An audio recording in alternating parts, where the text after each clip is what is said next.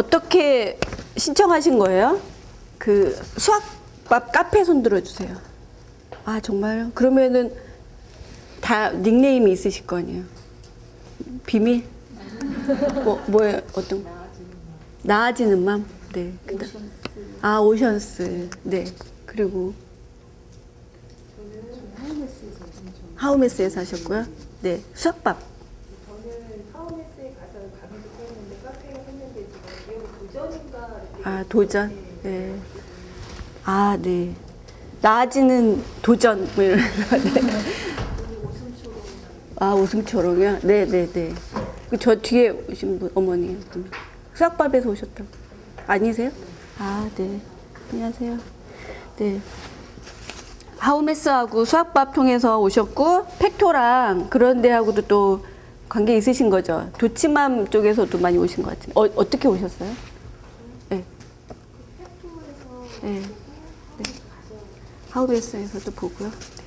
아, 예, 반갑습니다. 그 12년 수학학습 로드맵 짜기가 주제인데요.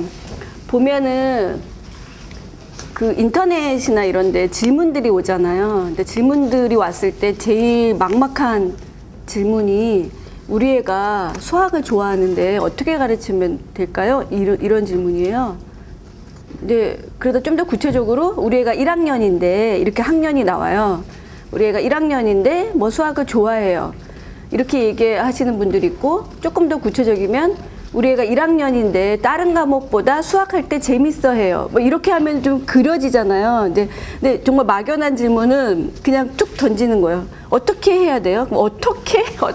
그럼 굉장히 많잖아요. 그리고 좋아한다는 거를 저는 걔를 못 봤으니까 걔 과연 좋아할까? 엄마가 혹시 착각하는 거 아닌가? 이런 생각도 들고 그래서 막 그러는데 어쨌든 그런 질문 되게 많이 받고 그 다음에 뭐 요즘에 많이 나오는 거는 사고력 수학 해야 돼요? 말아야 돼요? 그러면 저는 뭘 위해서 이런 질문을 하게 되잖아요. 뭘 위해서 수학 사고력을 하는 건데요. 이렇게 하는 거고 또 연산도 그렇고 모든 게 목적이 있죠. 제가 강의할 때마다 항상 맨 처음 말씀드리는 게 우리 어떤 행위를 할 때는 목적이 있어요. 무의식적이든 의식적이든. 근데 의식을 하는 게 학습엔 좋은 것 같아요. 오늘 오셨을 때도 시간이 남아서 오신 건 아닐 것 같고 뭔가 목적이 있잖아요. 그래서 저는 이제 오신 분들이 다 나름대로 그 목적에 맞는 거를 가지고 가셨으면 하는 생각을 하고 있습니다. 근데 보면은 그런 게 많이 약한 것 같아요. 그러니까 아이들 지도하면서 뭔가 이렇게 좀 그러니까 나름 구체적이다라고 생각하는 게 아, 우리 애는 서울대 경영학과를 보낼 거야. 그걸 구체적으로 생각하시는 것 같아. 근데 어떻게 보면은 정말 막연한 거거든요. 물론 꼬린 지점은 있지만 가는 방법은 굉장히 다양한데 어떤 길을 가야 될 것인지를 좀 가닥을 잡고 그 다음에 거기에 스텝을 가지고 가야지 구체적인 건데 일단 목표 지점은 있어요. 나는 거기를 향해서 막 가는 거예요. 그러다 보면 실제로는 그렇지 못할 경우도 있어요. 이제 저는 개인적으로 이제 제가 그 사회에 나와서 뭐 학교에 있을 때나 학원에 있을 때나 가르친 아이들이 이제 거의 이 자리에 앉아있는 수준이 됐어요. 나이가. 그래서 선생님 같이 늙어가네요. 우리 애가 초등학교 2학년이에요. 막 이러는 거예요. 근데 그런 정도가 됐어요. 그러면서 아이들 보면 그 학생들 지금 그 최근까지 연락한 아이들은 이제 30살? 아직도 이제 연고대 나와가지고 이제 아직도 무직자예요. 근데 그런 친구들도 있어요. 그래서 쭉 보면 뭐 많은 생각을 하게 되죠. 그리고 그분 어머님들이 어떻게 지도했는지도 좀 알고 그 아이들이 어떻게 공부했는지도 알고 그렇기 때문에 좀 약간 그런 사례가 많이 있는 편이에요. 그리고 실제로 우리 아이가 12년 코스를 제가 항상 12년 얘기를 하는데 초등부터 고등까지 학교 교육 의무는 아니죠. 고등학교는 어쨌든 필수 코스인 12년을 끝냈기 때문에 그 가운데 만난 많은 학부모들이 있잖아요. 같이 자란 학부모들 그 애들이 어느 대학 갔나 이것도 다 알고 있기 때문에 그래서 그런 거에 대한 게 좀 있는 편이거든요. 그래서 아이 학교 보낼 때는 굉장히 밀착해서 학교 교육 과정을 들여다봤어요. 애가 한 명이기 때문에 얘가 아니면 학교를 알 수가 없는 거예요. 제가 이러한 수학과 관련된 강의를 하고 연구를 해도 학교를 모르면 되게 공허하잖아요. 그래서 학교가 어떻게 돌아가고 있나, 특목고는 어떻게 돌아가고 있고, 뭐 일반고는 어떻게 돌아가고 있고, 막 이런 거를 막 수집을 하고, 그다음에 대학은 뭐 어떻게 애들을 뽑고 막 그런 것도 많이 연구를 했어요. 근데 그런 게 취미예요. 너무 재밌어요. 그래가지고 그래서 막 애가 뭐 한 3명 더 있었으면 좋겠다 막 이러고 있는데 네, 그래서 그런 저런 거를 통해서 이제 그 생각한 것들이 좀 있는데 결론은 뭐냐면 계획이 목표가 있고 그러니까 목적과 목표가 있고 거기에 체계적인 계획이 있어야 된다라고 하는 겁니다. 그때 뭐 사람마다 가치관이 다르잖아요. 우리 아이가 행복한 사람이 됐으면 좋겠다 이렇게 생각하는 분들도 계시고 뭐 우리 아이는 일단 최고가 됐으면 좋겠다 최고가 되는 게 행복이다 뭐 이렇게 생각하시는 분들도 있고 하여튼 가치관은 다양한데 어쨌든 그 아이 태어나는 건 자기 의사가 아니고 뭐 주어진 아이도 뭐 내가 선택한 아이는 아니지만 어떻게 운명으로 부모 자식 간에 만났는데 그 일단 부모가 생각을 한 건 있어야 돼. 양육자로서 가이드가 있어야 되는 거고 또 아이는 아이대로 생각이 있겠죠. 그래서 조율을 하면서 이 아이가 성인이 될 때까지는 같이 맞춰가는 거라고 생각합니다. 그래서 거기에서 조금 더 현명하게 했으면 좋겠다 이렇게 생각을 하는데 수학이라고 하는 과목이 요즘에 여학생들도 수학 잘하고는 하지만 과목 특성이 약간 남성적인 것 같다고 생각해요, 저는. 근데 대부분 학교에서도 선생님들이 여자고 집에서도 엄마들이 가르치잖아요. 그래서 약간의 그 전체적인 학습 방법이나 이런 틀 잡기에서 약간 좀 언밸런스한 게 있는데 뭐냐면 그러니까 수학이 제가 왜 남성적이라고 말씀을 드리냐면 수학은 되게 전략을 약간 많이 추구하는 것 같거든요. 근데 우리 어머님들 그러니까 여자의 성향은 굉장히 섬세하고 구체적이고 굉장히 깐깐해요. 물론 수학도 되게 깐깐해요. 수학도 되게 깐깐한데 뭘 말씀을 드리는 거냐면 되게 융통성이 없어요. 그러니까 뭐 일반화시키는 건 아니에요. 뭐 공격하면 안 되는데 일반화시키는 건 아닌데 보통 그러니까 남자들보다 여자들이 굉장히 침착하고 치밀한 것 같아요. 그리고 한 번 아니면 끝나는 거예요. 남자들은 그냥 싸워도 그 다음날 얘기를 하고 그 다음에 뭐 사업 관계에 있어서 그냥 싫어도 만나고 막 이런 게 있는데 여자들이 싫으면 안 만나. 한 번 아니면 아닌 거예요. 그게 원칙이 너무 철저해. 막 이런 게 있고 그 다음에 한 번 했다 하면 밀어붙이는 것도 좀 있어요. 그래서 좋은 점도 있는데 좀 안 좋은 점은 폭이 좁다는 거예요. 그래서 제가 항상 큰 틀을 잡고 그 다음에 좀 좁혀서 구체적으로 오늘 뭘 할 것인지를 생각해 주세요 라고 하는 거는 수학 문제 풀 때도 그렇거든요. 어떤 거에 대해서 지금 1단계를 생각하는 게 아니라 4단계를 잡고 1단계를 시작을 해야 되는데 1단계부터 일단은 시작을 해요. 그러면서 거기를 완벽하게 하려고 하다 보면 이렇게 꼼꼼하게 했는데 어느 순간 옆으로 딱 갔을 때 이제 전체적인 틀이 안 보이니까 헤매는 게 있는 거죠. 그래서 이렇게 좀 뭔가 전체적인 틀을 잡는 게 많이 약하다는 생각이 들고 융통성이 좀 부족한 것도 좀 약간 핸디캡인 것 같아요. 제가 봤을 때는. 그래서 좀 융통성을 넓히고 통 크게 가자. 이런 쪽의 얘기를 많이 말씀을 드리고 있습니다. 그래서 먼저 입시와 수학에 대해서 말씀을 드리면 지금 초등학교 저학년이거나 유치원 아이도 있고 고학년도 있으시겠지만 지금 고2이 일단 입시가 있잖아요. 뭐 그 영훈 국제중 이런 데 안 보내실 거면 거기도 뭐 관심이 있으시겠지만 어쨌든 네, 고2이 일단 입시가 있고요. 그 다음에 대입이 있는데 어머님들이 또 많이 질문하시는 것 중에 6학년인데 우리 아이가 근데 최근에 제가 받은 질문도 그런 거예요. 우리 아이가 이제 그러니까 과거를 가려고 해요. 이런 얘기 많이 하시거든요. 근데 과거를 가려고 하는데 이제 선행을 해야 되는데 학원에 갔더니 이제 뭐 선행은 늦었다 이런 얘기 했다는 것도 이제 얼마 전에 제 카페에 올라오고 그랬었는데 근데 그분이 과거를 어떻게 뽑는지는 연구 안 하시는 것 같아요. 그러니까 그분은 하셨을지 모르겠지만 일반적으로 우리 애가 과거를 갔으면 좋겠다 생각을 했어요. 일단 과거가 있다는 거 알아요. 과거 갔으면 좋겠다 생각을 했는데 어떻게 뽑는지를 몰라요. 그리고 학원을 가요. 학원을 가는데 학원에서는 시험 대비를 해줄 수가 있잖아요. 그러니까 내신이든지 경시든지 이런 쪽에 시험 대비를 하고 일단 자기네가 할 수 있는 걸 얘기할 거 아니에요. 그러면은 그게 유일한 길인 줄 아는 거예요. 거기서 하는 대로 해야 된다고 생각을 하고 모든 소스를 학원에서만 봤는데 여러 가지 정보 중에 학원은 자기네가 할 수 있고 유리한 쪽으로만 이렇게 솎아서 내는 경향이 있습니다. 그래서 귀를 열고 홈페이지를 방문을 하셔서 요즘에 어떻게 뽑고 있는지 그런 거를 좀 보시는 게 나으세요. 그래야 이 학원을 가는 게 맞는지 집에서 자기 주도적으로 하는 게 맞는지 이런 게 보이잖아요. 그러면 그냥 좀 바뀌긴 하는데 얼마 전까지 한 4, 5년 전까지만 해도 경시를 통해서 과고를 가갖고 경시가 아니면 못 들어가는 상황이었었어요. 그래서 엄청나게 선행을 많이 했었는데 요즘에는 경시 성적을 서류에 안 넣잖아요. 서류에 안 넣는데 서류에 그러니까 1차가 내신으로요. 그 어머니들이 막 그래요. 내신이지만 서류 보지 않아요. 그런데 제가 대학교를 본 결과 안 넣으면 안 넣어요. 그러니까 서류가 있는데 1단계가 내신이고 2단계가 면접이다. 이렇게 얘기를 하게 되면 내신 이 아이가 서류가 아무리 좋아도 내신을 통과해야 면접을 가고 면접에서 이 아이의 뭐 자기 학업 계획서 이런 걸 보고 뭐 질문을 할 거 아니에요. 그러면 우리 아이가 경시대회를 수상을 했고 뭐 어렸을 때부터 과학자가 꿈이고 그러면 그 얘기 이때 할 수 있는 거지 여기서 할 수 있는 건 아니에요. 여기 수치로 끝나버리는 거예요. 근데 이 준비는 너무 잘 돼 있는 거예요. 내신이 안 돼.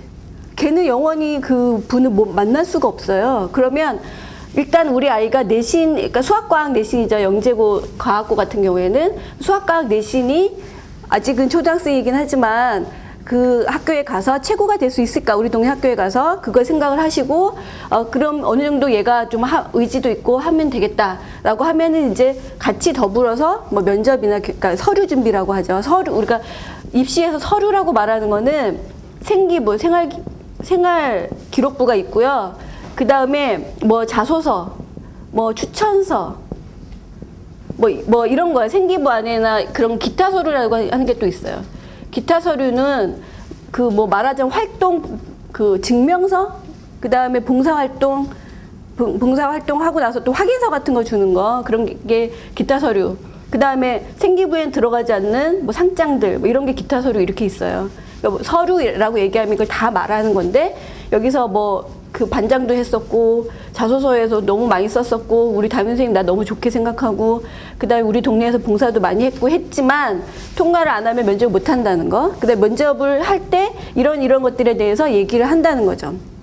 우리가 그런 것 같아요. 그러니까 이런 것들이 만나기 전에 그러니까 서류로만 통해서 이 사람들을 상상을 하게 하고 그다음 막상 만나 보니까 어떻더라 이런 얘기를 또 할 수가 있잖아요. 그래서 생각한 거랑 얘랑 만난 게 좀 다르네. 그러면은 이제 다른 연구들을 하겠죠. 고민들을 하겠죠. 이런 거랑 같이 보면서 여기 내신에서 몇 %가 있고 또 그다음 면접에서 몇 %가 있고 뭐 이런 식으로 뽑아요. 근데 학원이나 이런 데서는 일단 경시대회에서 상을 받게 되면 그게 다 학교에서 알아서 해준다 이런 식으로 얘기하거든요. 근데 들어갈 틈이 없어요. 들어갈 틈이. 걔를 뽑아주고 싶어도 시골학교 전교 1등이랑 비교해서 여기 강남에 뭐 전교 10등이고 시골학교 전교 1등이면 얘가 수치가 높잖아요. 그 점수 총점 자체가. 그러면은 얘는 그냥 되는 거예요. 그렇게 됐어요. 왜냐면 지금 과거에 한동안 너무 과열이었었어요. 경시랑 이런 게 너무너무 과열이어가지고 애들이 학교를 안 가고 다 학원에 가서 막 경시 공부를 하고 그러는 거예요. 오죽하면 교과서가 스토리텔링으로 바뀌었겠어요. 선행은 되게 잘해서 국제대회에서 나가서 1등 하는데 수학은 싫어해. 그래서 이게 무슨 언밸런스냐. 이런 생각을 하니까 다 뜯어고치자. 이렇게 돼갖고 아래서부터 올라간 거 아니에요. 그래서 그런 부작용이 있었기 때문에 일단 학교 생활에 충실하자. 이런 취지가 있습니다. 그래서 우리 아이가 똑똑하고 좀 영재끼는 있는데 착실하지가 못해서 내신 점수를 못 따네 이러면은 이사 가셔야 돼요. 그러니까 그런 것도 좀 전략이 좀 있어야 돼요. 이런 얘기 해도 되나? 그래서 아무튼 그런데 이런 식으로 해가지고 요새는 입학사정관제라고 하는 걸 하게 됩니다. 그래서 학교 공부를 잘 해야지 되고요. 그 다음에 그 성적에 대해서도 좀 잘 생각을 하셔야 되는데 요즘에 그런 어머님들 안 계시겠지만 우리 어렸을 때 생각해가지고 항상 전과목으로 순위 매기시는 분들 계시는데요. 그럼 안 돼요. 전 과목은 아무 의미가 없어요. 그 저한테 상담 온 어떤 분 아는 분인데 그분 아이가 전교에서 한 3등 안에 들었었는데 기타 과목으로 전교 성적을 받은 거였었어요. 기타 과목으로. 그러다가 보니까 사회도 되게 잘했고 과학도 되게 그러니까 사회과학이 기타는 아닌데 국영수는 아니잖아요. 어쨌든 그래가지고 고등학교를 딱 들어가서 배치고사를 국영수로 보는데 떨어진 거예요. 그러니까 그 성적이 주요 과목이 아니어가지고. 근데 그 엄마가 아직도 전 과목으로 생각해. 중학교 좀 지나가면 과목별 성차라는 게 있어서 과목별 성차에 대한 생각이 확실해질 줄 알았는데 아직도 총점으로 생각하는 거야. 그러면 안 돼요. 그리고 이 성적이 네. 안 돼요. 뭐 질문 없으세요? 성적과 관련해서? 그다음에 생기부 얘기하는. 생기부 생활기록부가 굉장히 중요한데요. 초등학교 생기부를 아무리 화려하게 해놔도 쓸 데가 없대요. 딱 한 군데. 영재원, 그 대학 부서 영재원 갈 때, 대학 부서 영재원 갈 때 초등학교까지도 보긴 본다고 그러더라고요. 근데 대학 부서 영재원이 뭐 영양가가 있는 것이냐, 그건 또 모르겠어요. 어쨌든 초등학교 생활기록부는 추억에 남는 거예요. 중학교 생활기록부도 추억으로 남는 거예요. 대학에서 생활기록부는 고등학교 1학년에서 3학년 것만 봐요. 얘가 재수를 하면서 엄청나게 학업이 향상돼도 그거는 끝난 거예요. 학교 생활 밖에서 일어났기 때문에 얘가 탭스를 만점을 받든 토플을 만점을 받든 HSK 6급을 받든 걔는 평가 대상에서 제외가 되기 때문에 우리가 신경을 써야 되는 거는 고 1, 2, 3인 거예요. 고 1, 2, 3인데 예, 초등학교 엄마들 너무 신경 쓰시잖아요. 초등학교 생활기록부. 그 취업할 때도 안 내고 언제 내지? 그거 연예인 되면 나오는 거죠. 연예인 선생님이 뭐라고 했다. 예, 그러니까 그거를 아무것도 아닌 걸 너무 신경 쓰지 마세요. 선생님이 한마디 했었던 거, 얘가 뭐 성적 좀 못 받았었던 거, 이걸 바로 입시 그 대학에서 볼 것처럼 막 그러시는데 전혀 관심 없어요. 그리고 제가 늘 하는 말이 그 서울대에서 입학 설명회 할 때 강조하잖아요. 초등학교 때 갖고 오지 말라고. 너는 초등학교가 인생의 절정기였냐? 이런 생각이 든대요. 자랑할 게 초등학교밖에 없으니까 갖고 오는 거잖아요. 그러니까 그건 이상한 거예요. 오늘도 얘기했지만 그래프는 이렇게 돼야 돼요. 그래프는 이렇게 돼야 돼요. 절대로 이렇게 되면 안 돼. 이렇게 돼야 돼요. 이때는 보잘것이 없고 이때 내세울 게 많아야지 대학교 와서도 이렇게 되겠구나 라고 하잖아요. 얘 데려다 어떻게 하려고. 그러니까 너무 이쪽에 신경 쓰시면 안 된다니까. 제가 12년 하는 얘기는 우리가 사실은 수학이 행복을 위해서 하는 거긴 하지만 대학 나와서 더 중요한 건 영어거든요. 생활에서. 그리고 그런 걸 봤을 때 솔직히 말해서 이 대학을 잘 가는데 정말 강력한 과목이잖아요. 근데 엉뚱한 전략을 쓰는 거야. 엉뚱한 전략을 써가지고 우리 아이들이 지금 많이 힘들어져요. 근데 좀 이따 구체적으로 얘기를 하겠습니다. 입시는 아무튼 그렇게 되어 있고요. 고등학교 입시는 중학교 내신이 되게 중요하게 여겨지고 있다는 거. 수학 과학이에요. 걔가 영어를 빵점 맞아도 갈 수 있다니까요. 왜 과거에선 그렇게 뽑냐면 영특하니까 가르치면 되잖아요. 그래서 영어를 별로 안 보는 것 같은데 영어 잘하면 또 좋아해요. 왜냐하면 다 원서를 보니까. 그래서 이제 붙고 나서 영어를 애들이 막 해요. 근데 과거 보는 엄마들이 영어를 중학교 1학년 때까지 하고 안 했대요. 선행해야 되니까, 수학과학 해야 되니까 영어를 못 한 거예요. 못 해가지고 고등학교 딱 들어가서 온통 이만한 원서를 읽어야 되는데 어떡하나 그랬더니 겨울방학이 또 하더래도. 우리 애가 지금 내가 봐도 신기해요. 또 영어를 하네? 그래가지고. 그래서 또 대학 가고, 또 걔가, 전 세계를 누비면서 공부하려면 영어를 못하면 안 되니까. 의지력이 있는 애들이잖아요. 그러니까 하면 한다고요. 그래서, 그렇기는 한데, 어쨌든 영어가 100점, 국어가 100점, 사회가 100점이어도 못 간다는 거. 그런 걸 아셔야 돼요. 그러니까 왜 그렇게 하냐면, 이 아이들이 거기에 대해서 굉장히 집착하고, 수학과학에 대한 흥미가 있고, 그 다음에 내가 그 많은 아이들 틈바구니에서 어떻게 해서든 이기고 그런 근성이 있는 거니까 그런 걸 보기 때문에 최고인 애들 그 안에서 그렇지만 학학되고 최고가 아니라 그건 그냥 따는 거고 나머지 이 아이의 창의성도 풍부한 애들을 좋아하는 거죠. 그래서 과거를 딱 가면 대학에서는 그냥 뽑아주잖아. 대학에서 어떻게 뽑아주냐고요? 특기자로 뽑아줘요. 대학에서는 과거 애들은 특기자로 뽑아줘요. 얘네들은 수능을 안 봐. 얘네 수능 보면 큰일 나요. 못하니까. 걔네가 고등학교 가서 수능 과목을 배우는 게 아니라서 못 풀어요. 수능을 보면 얘네들은 다 떨어지게 돼 있기 때문에 특기자는 특별 과정으로 뽑아요. 아니면 걔네를 입학사정관이긴 한데 걔네가 점수를 많이 받을 수 있는 그런 배점을 해가지고 뽑아주기 때문에 걔네들은 특기자로 가서 얘네는 공부는 일생에 학교 공부는 중3 때 제일 열심히 하고 고등학교 때는 대학생처럼 생활하면서 그 R&D 보고서 이런 거 쓰고 그래가지고 그거 가지고 대학 가고 이렇게 합니다. 그러니까 학교 공부를 제일 많이 해야 되는 게 중3 때까지가 특기자 이쪽으로 대학 가는 애들인 것 같아요. 그러니까 지금은 이제 수학이 주제이기 때문에 외고는 아니고 지금 과거 중심으로 말씀을 드리고 있어요. 그 다음에 그러니까 대학에서 우리 아이가 지금 5살인데 이제 어쨌든 대학을 갈 거 아니에요. 그러니까 한번 생각을 해보시라는 거예요. 내신 우수자, 곧 저는 오늘 특강이 아주 먼 훗날인 줄 알았는데 오늘로 닥쳤으니까 어떤 거든 그날이 올 거 아니에요. 쟤도 대학을 갈 때가 있는 거예요. 왜 웃으시지? 그래서 수능과 논술로 가는 게 있고 수능으로 가는 게 있고 이제 크게 입시에서 전형이 3,000가지다라고 하지만 분류하면은 4가지인데 이게 수시고 이게 정시입니다. 정시에서도 사실은 수능으로는 가지만 여기 내신이 좀 들어가는 게 있어요. 그러니까 우선 선발이 있고 일반 선발이 있어갖고 내신이 좀 들어가긴 하는데 되도록이면 내신을 안 보려고 해요. 내신 보면 강남에 있는 애들이 불리하니까 그래가지고 좀 안 봐요. 그래서 거짓 수능으로 대학 간다고 보시면 되고 그런데 요즘에 이제 수시가 많이 커지고 있잖아요. 그러니까 입학사정관이라고 하는 거는 약간 여기에 속한다고 보시면 돼요. 입사는 내신 플러스 기타 등등인데 내신이 첫 번째 잣대기 때문에 입사로 대학을 가려면 내신이 좋아야 돼요. 내신이 중간이어도 입사로 갈 수 있어요. 중간 아래 대학은. 그쵸? 어떤 어머니가 그러는 거예요. 걔가 외고인데 우리 애가 지금 영어도 잘 못하고 지금 내신도 좀 그렇고 하는데 어떡하나요? 그래서 그럼 대학을 내려야지. 그랬어요. 어떻게? 대학을 내려야지. 자기가 학교가 원하는 수준이 있는데 그렇잖아요. 그건 좀 그런 것 같아요. 근데 이 애를 뽑아줬으면 이렇게 생각하는 거예요. 이기적으로.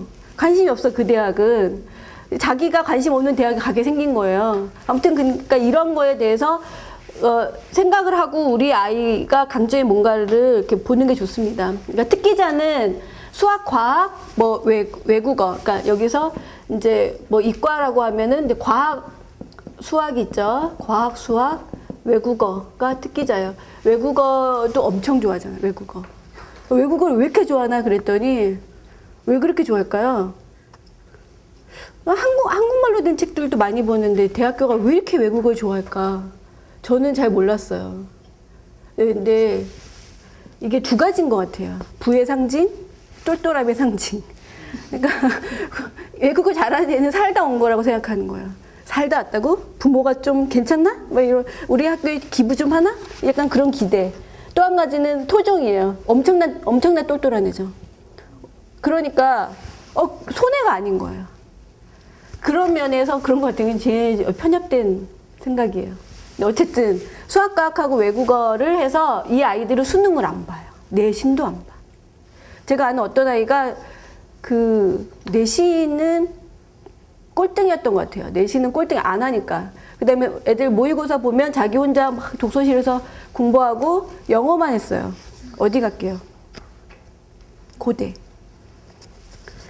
네, 그런 세상이에요. 그래서 여기가 특기자는 근데 그 전형이 바뀔 수는 있는데 그래도 그 문을 넓어졌다, 좁아졌다 하지만 없애진 않아요.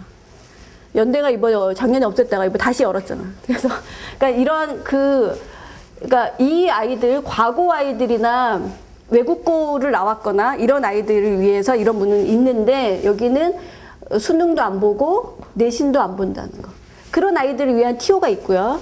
그 다음에 내신 우수자는 정말 성실한 거잖아요. 성실하기 때문에 여기에서는 학교마다 전과목 보는 학교가 있고 이렇게 좀 다르게 보는 학교도 있는데 어쨌든 이건 학교 생활도 잘해야 되고 역량도 많고 그런 아이들을 뽑고요. 그 다음에 수능과 논술을 보는 게 많이 있어요. 이게 제일 많은데 그렇기 때문에 대다수의 아이들이 여기로 지원을 하죠. 특기자 전형이 5대 1이면 수능하고 논술을 보는 전형은 100대 1이에요.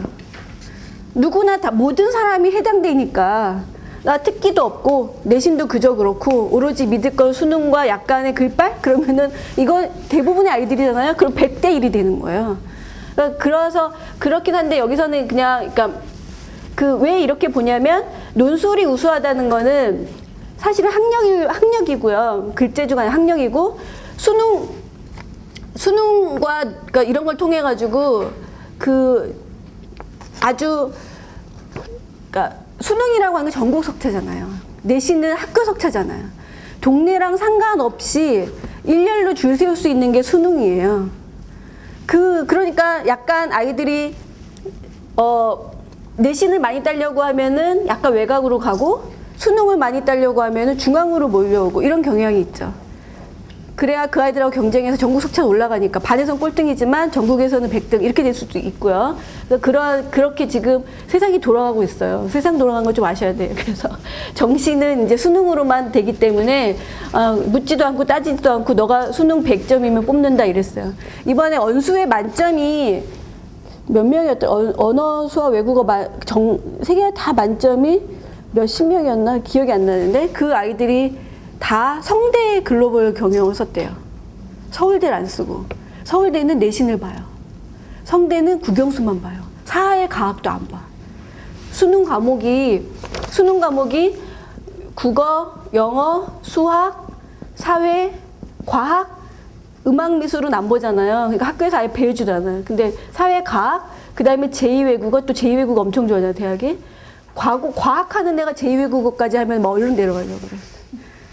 그래서 이거 하는데요. 제가 무슨 얘기 했죠? 여기서 원래 이런 걸 다 봐야 되는데 이건 이제 선택이에요. 얘 들어가도 되고 안 들어가도 되고.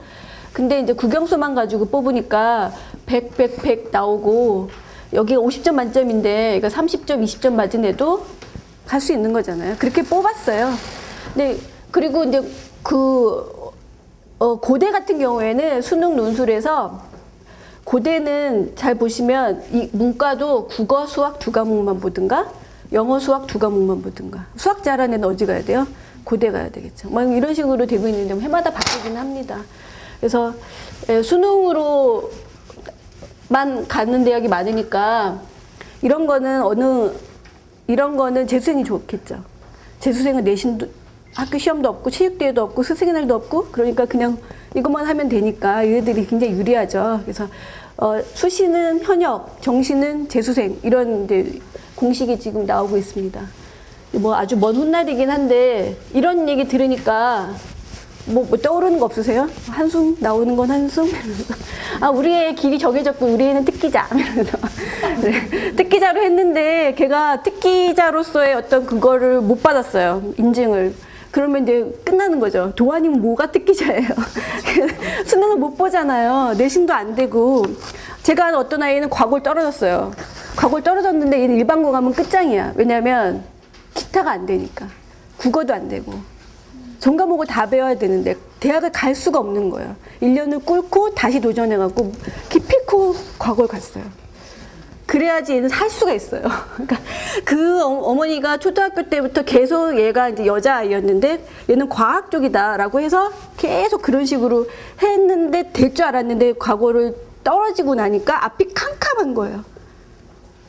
그런 상황이 될 수가 있어요. 그러니까 너무 어렸을 때부터 딱 하면은 좀 힘들어져요. 그래서 네, 그런 것도 생각을 하셔야 되고요. 어쨌든 입시가 이렇게 돌아가기 때문에 아이들을 보시면서 우리 아이는 좀 약간 성향 그래도 어느 정도 그런 파악을 하시잖아요. 우리 아이는 좀 착실한 편이야. 그러면은 내신이 좀 들어가는 거.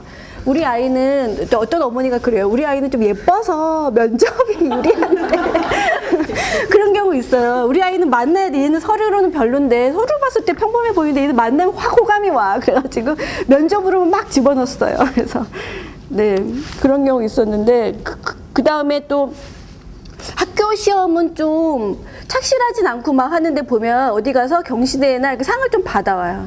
그러면은 약간 수능형? 그러니까 좀 그런 쪽으로 볼 수도 있는 거죠. 뭐 이렇게 일반화해서 말할 수는 없습니다만 좀 그래요. 자, 뭐 여기까지 질문 없으세요? 뭐 오손도손한 분위기인데 없으세요? 어떤 거 같으세요? 그 어머니들 학교 다녔을 때랑 비교하니까? 네?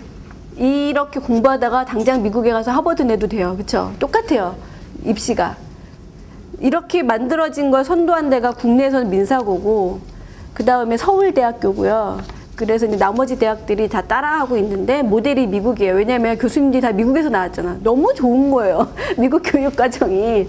그래가지고 입시라는 건 다 너무 완벽한 거예요. 그래가지고 그런 쪽으로 들어온 것 같아요. 그래서 약간 좀 시행착오가 있긴 한데 좀 완전히 옛날식으로 회귀하지는 않을 것 같다라고 생각을 합니다. 시대가 어느 때인데 옛날처럼 한 줄 세우기를 하겠습니까?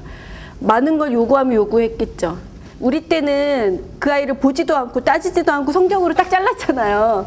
근데 정말 억울해. 내가 정말 나를 봤으면은 나는 좀 그 대학에 날 뽑아줬을 텐데 이런 생각 하시는 분들은 요즘이 괜찮잖아요. 근데 우리 애는 만나면 절대로 안 돼. 우리 애는 성적이나 서류로만 전부야. 이런 분들은 막 싫은 거예요.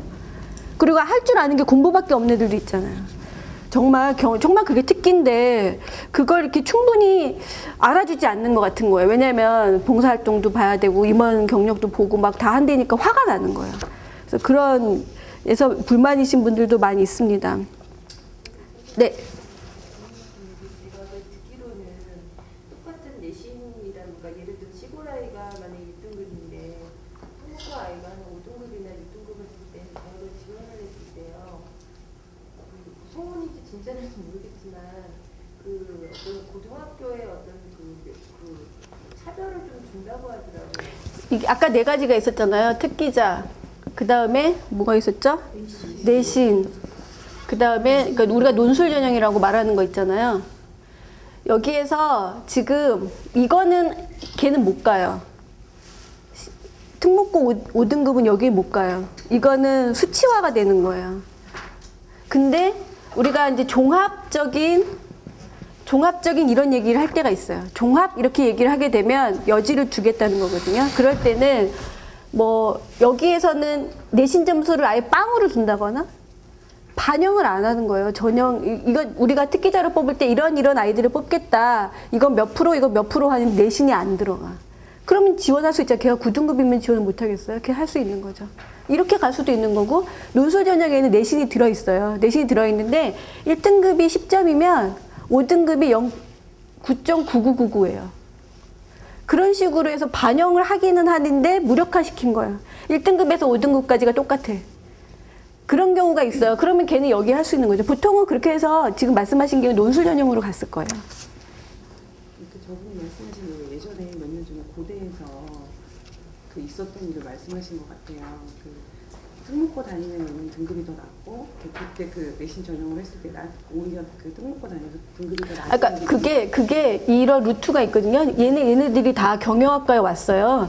누구는 논술로 들어오고 누구는 내신으로 들어오고 누구는 특기로 들어왔어요. 그러니까 여기에서 온 애들 중에 그러니까 이 대학이 밝힌 전형의 퍼센트가 있잖아요.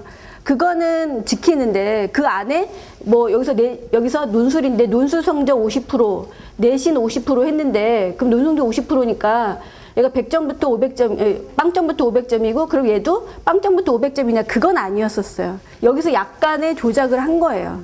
그게 좀 문제가 되고 그런 경우는 있었던 거죠. 근데 그런 거를 염려할 거는 아닌 것 같고요.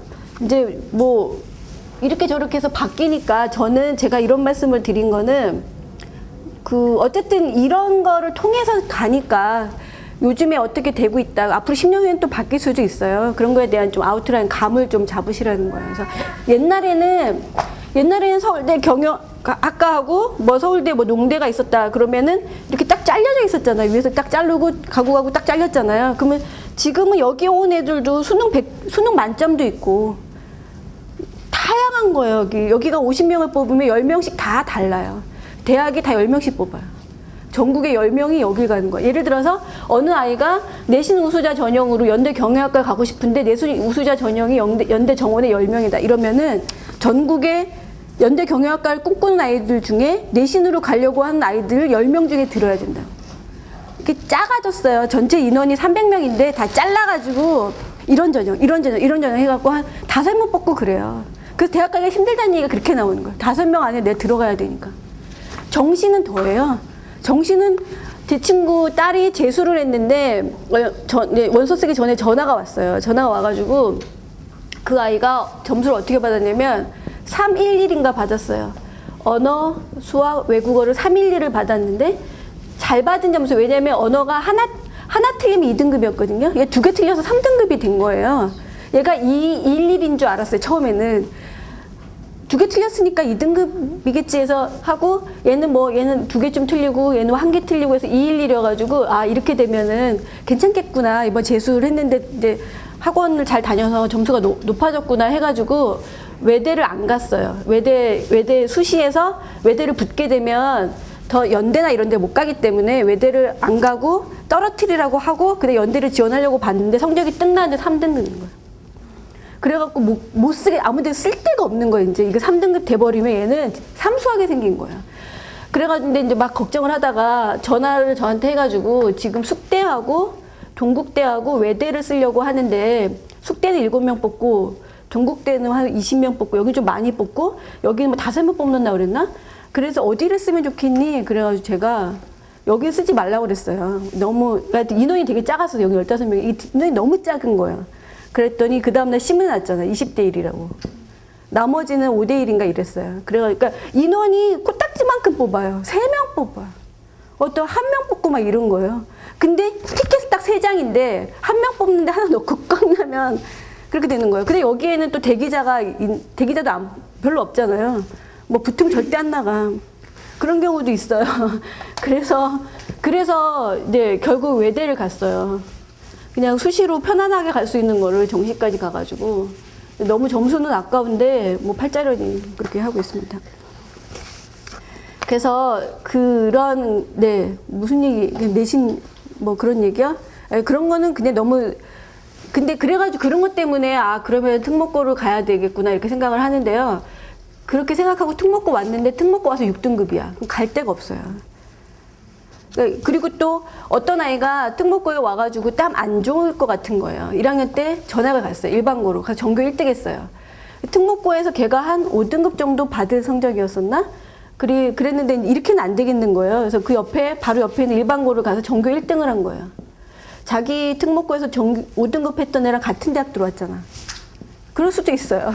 같이 만나서 어머 반갑다 이러는데 그럴 수도 있어요. 아니면 얘는 또 잘 갈 수도 있는 거고, 모르는 거예요. 근데 저는 그렇게 생각해요. 얘가 여기서는 너무 스트레스를 받았는데 여기서는 대우받을 것이 잘 살았잖아요. 그럼 그게 대학교에서도 이어질 수 있죠. 그렇게 생각할 수도 있는 거고. 그래서 이거는 이런 애는 어디로 가고 저런 애는 어디로 가냐가 내 아이랑 관계가 없다는 걸 아셔야 돼요. 약간의 팔자도 아니 그래서 죄송합니다. 그래서 그게 여러 가지 케이스가 있어요. 근데 좀 사람들이 이제 주목하는 아이들이 있잖아요. 동네에서 엄청나게 잘해가지고 한 동네에 오래 살다 보니까 초등학교, 중학교까지 막 거의 막 너무너무 사람들한테 관심을 받아가지고 걔가 어느 대학 갔나 막 전교생이 다 궁금해. 그럼 되게 스트레스 받을 것 같아요. 그런 아이들이 잘 못 갔어요. 제가 아는 아이들은. 엄마가 안 나타나. 이사 가려고 그러고 막 그래요. 약간 너무 스트레스 받으니까. 그러니까 좀 약간 밑에 있는 애들은 그냥 관심이 없어요.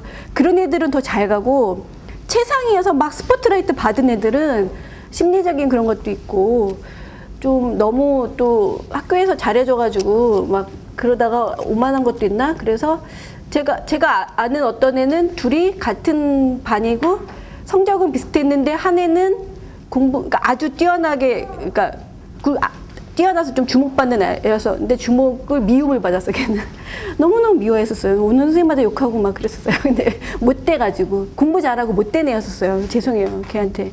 근데 캐릭터가 그랬어요. 근데 그 밑에는 순하고 그랬는데 은근히 저력이 있는 아이였었어요. 은근히 저력이 있는 아이는 연대 경영학과 가고 이번에, 그 다음에 그 위에 있었던 애는 재수를 해요. 근데 좀 뭐 그런 경우도 반대도 있어요. 정말 못됐는데 좋은 대학 가고 정말 착했는데 성적 비슷했는데 그러니까 케이스 바이 케이스예요. 그렇긴 한데, 그러니까 중요한 거는 그래서 어쨌든 성공한 케이스가 있잖아요. 그러면은 관점에 따라 성공이 뭔지는 다르겠지만 내 아이는 이렇게 돼야 되겠다라고 하는 모델이 있으면 좋겠죠. 그렇게 하는 거에 대해서 말씀을 드리겠습니다. 수학학습 방법인데요. 이제 이렇게 내신이며 뭐 수능이며 입시가 이렇게 돌아가고 있는데 우리 아이가 이제 앞으로 어떤 학교 또 자기가 뭐 어떤 꿈도 있고 전공할 것도 있고 다양하겠죠. 그러면 지금 오늘 하루 어떻게 보낼 것인가 이렇게 생각을 해야 되는데 학습 방법을 우리가 생각을 할 때 여러 가지 도구가 있습니다. 우리가 도구는 동화책으로 공부하는 경우가 있고 개념서로 공부하는 경우, 교구, 그쵸? 게임, 뭐 주산, 교과 문제집, 사고력 문제집, 올림피아드 문제집, 문제집도 이제 여러 가지 종류가 있으니까요. 뭐 이런 식의 도구가 있고 학습 양도 주 1회 할 것이냐, 2회, 3회, 4회는 별로 없는 것 같아요. 5회 할 것인가, 매일 할 것인가, 하루라도 수학을 안 하면. 그래서 막 일요일도 해요. 이런 경우도 있고, 진도는 내신 위주로 갈 것이냐, 선행 위주로 갈 것이냐, 이제 크게 분류를 하자면 이런 식이고, 방법은 학습지라고 하는 그런 쪽으로 공부할 것이냐, 아니면 학원을 보낼 것이냐, 과외도 뭐 초보가 있고 숙련도 있고 그렇죠. 그 다음에 인강을 할 것이냐, 자기 주도 학습에서 숙제 체크만 받는 관리자를 통해서 할 것이냐.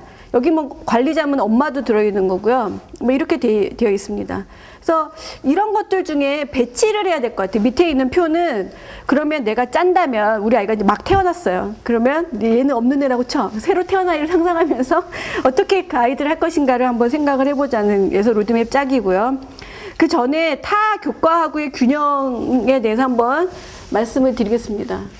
저는 이거 되게 중요하게 생각을 하는데 어떻게 표현하면 좋을까 해서 이렇게 표를 그렸어요.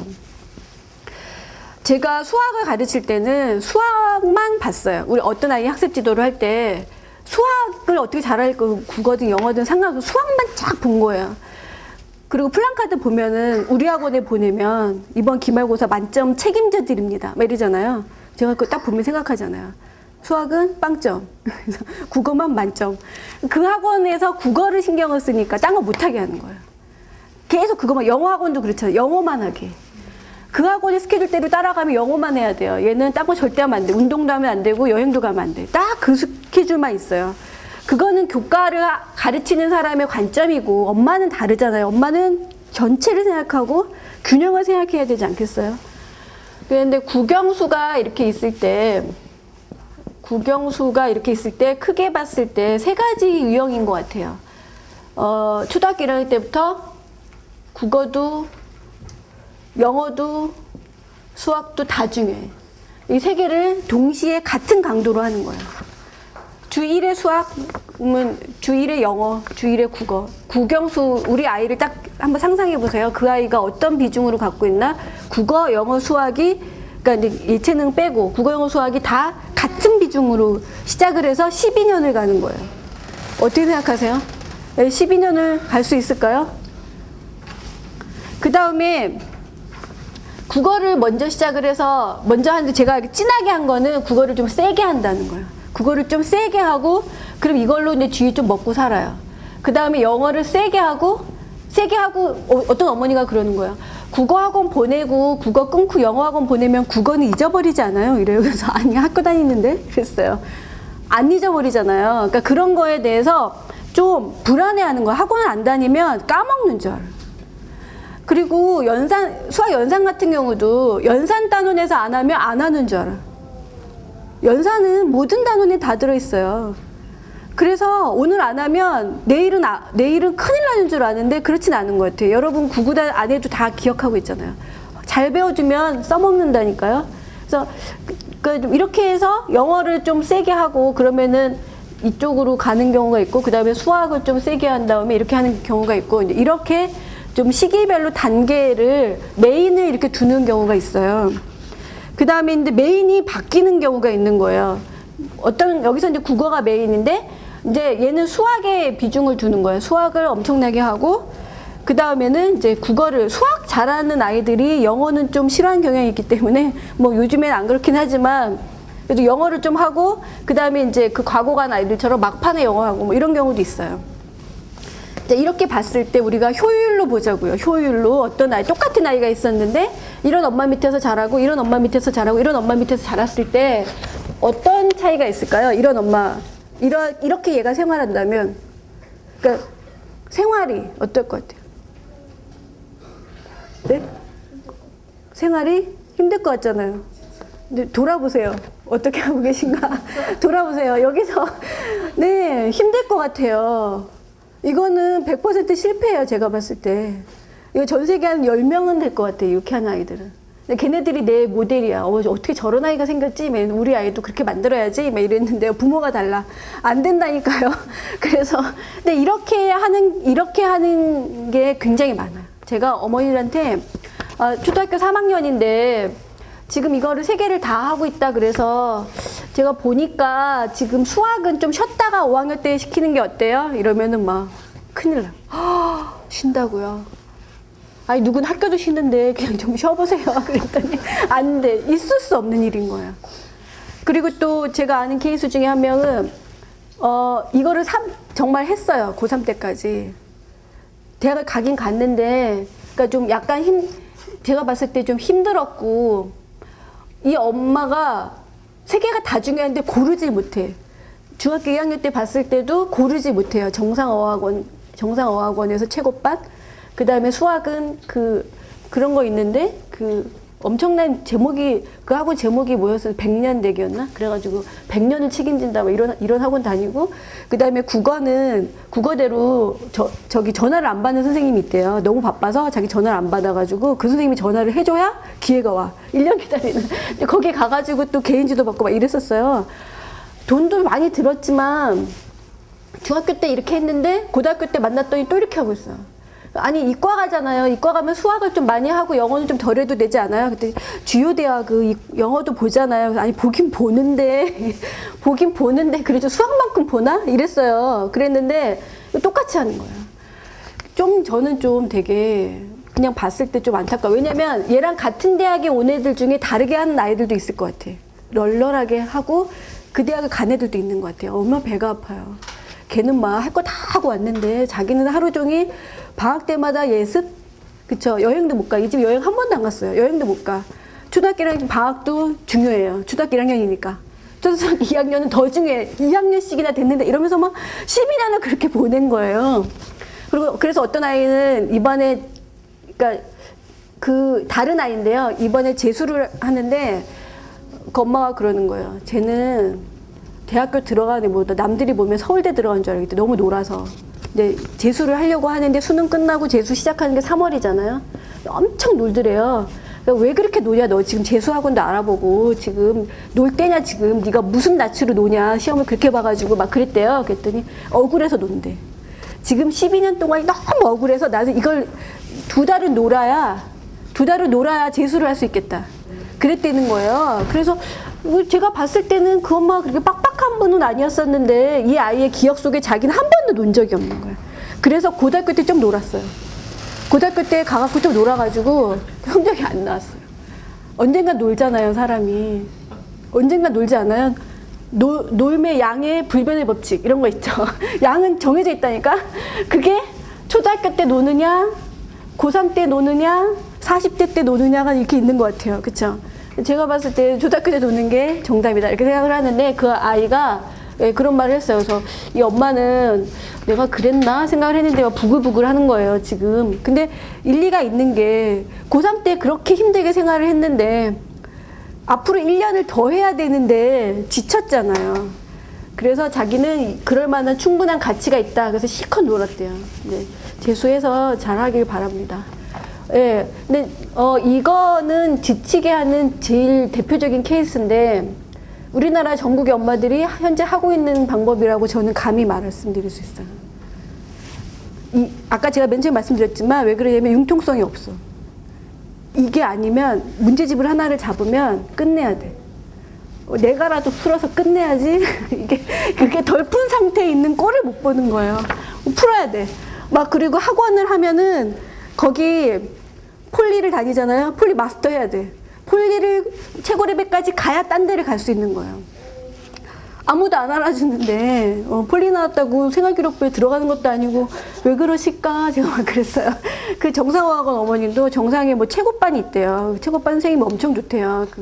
그말 걔를 꼭 해야 되고 선생님이 얘를 너무 예뻐한다는 거여서 어쩌라고 그 선생님이 반가워 교사라도 와서 한 줄 써주는 것도 아니고 어쩌라고 제가 거기에서 했었던 것들에 대해서 아무 평가를 못 받는데 그렇긴 한데 그렇다고 얘의 어떤 인성에 도움되는 것도 아니고 저는 정말 안타까웠어요. 예, 그렇게 해서 뭘 하나를 하면 뿌리를 뽑아. 그래가지고 아이들은 지쳐가요. 아이들은 막 시들시들해져. 엄마가 뿌리 뽑는 바람에 죄송해요. 예, 그래서 예. 그리고 그 다음에 이런 경우는 이제 성공하는 경우도 있고 실패하는 경우도 있는데 대부분의 아이들이 이제 넉다운되고 이제 그런 약간의 제가 봤을 때 비효율적이다. 그 다음에 이런 경우 있어요. 이런 경우 있는데 초등학교 때 유치원 때부터 수학 엄청 해요. 걔 수학밖에 안 해. 수학밖에 안 해가지고 초등학교 5학년 때 보면은 막 엄청 잘했어요. 초등학교 5학년 때 6학년 때까지 막 100점이었었어요. 제가 모든 아이들을 다 아는 건 아닌데 이거 대표적인 케이스만 얘기하는 거예요.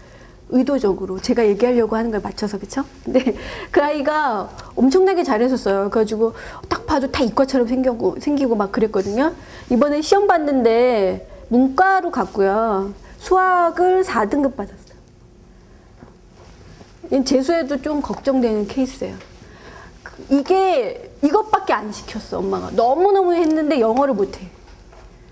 영어를 못하는 대학은 뭘 좋아한다 그랬어요? 영어 좋아. 얘가 어떻게 해서 외고를 갔는데 외고에서 영어를 못하면 대접을 못 받아요. 그러니까 수학은 이제 하향선이었었고 영어는 바닥이었었고 걔네 학교에서 그럼 내신은 바닥이죠. 수학을 못하니까 수능 안 나오죠. 기댈 데가 없는 거예요. 그 보면은 왜 수학이 중요하긴 한데 제가 물론 수학하는 사람이니까 수학에 대해서 강조를 해야 되겠지만 저 아는 동료들이 그래요. 언니 나가서 수학이 별로라고 얘기하고 그러면 안 되는 거야 막 이래요. 그래서 별론데 이때는 아닌 거야. 그래서 저는 이걸 강조합니다. 그래서 이때는 아닌 거라고. 얘가 7살 때 뭘 하겠어. 2자리 더하기를 하겠어. 뭐 3자리 곱하기를 하겠어. 1자리 더하기 1자리 하다 1년이 간다니까. 제가 그랬어요. 그거 다 진짜 다 빼. 그럼 애는 뭐 자기가 엄청 많이 한 줄 알아.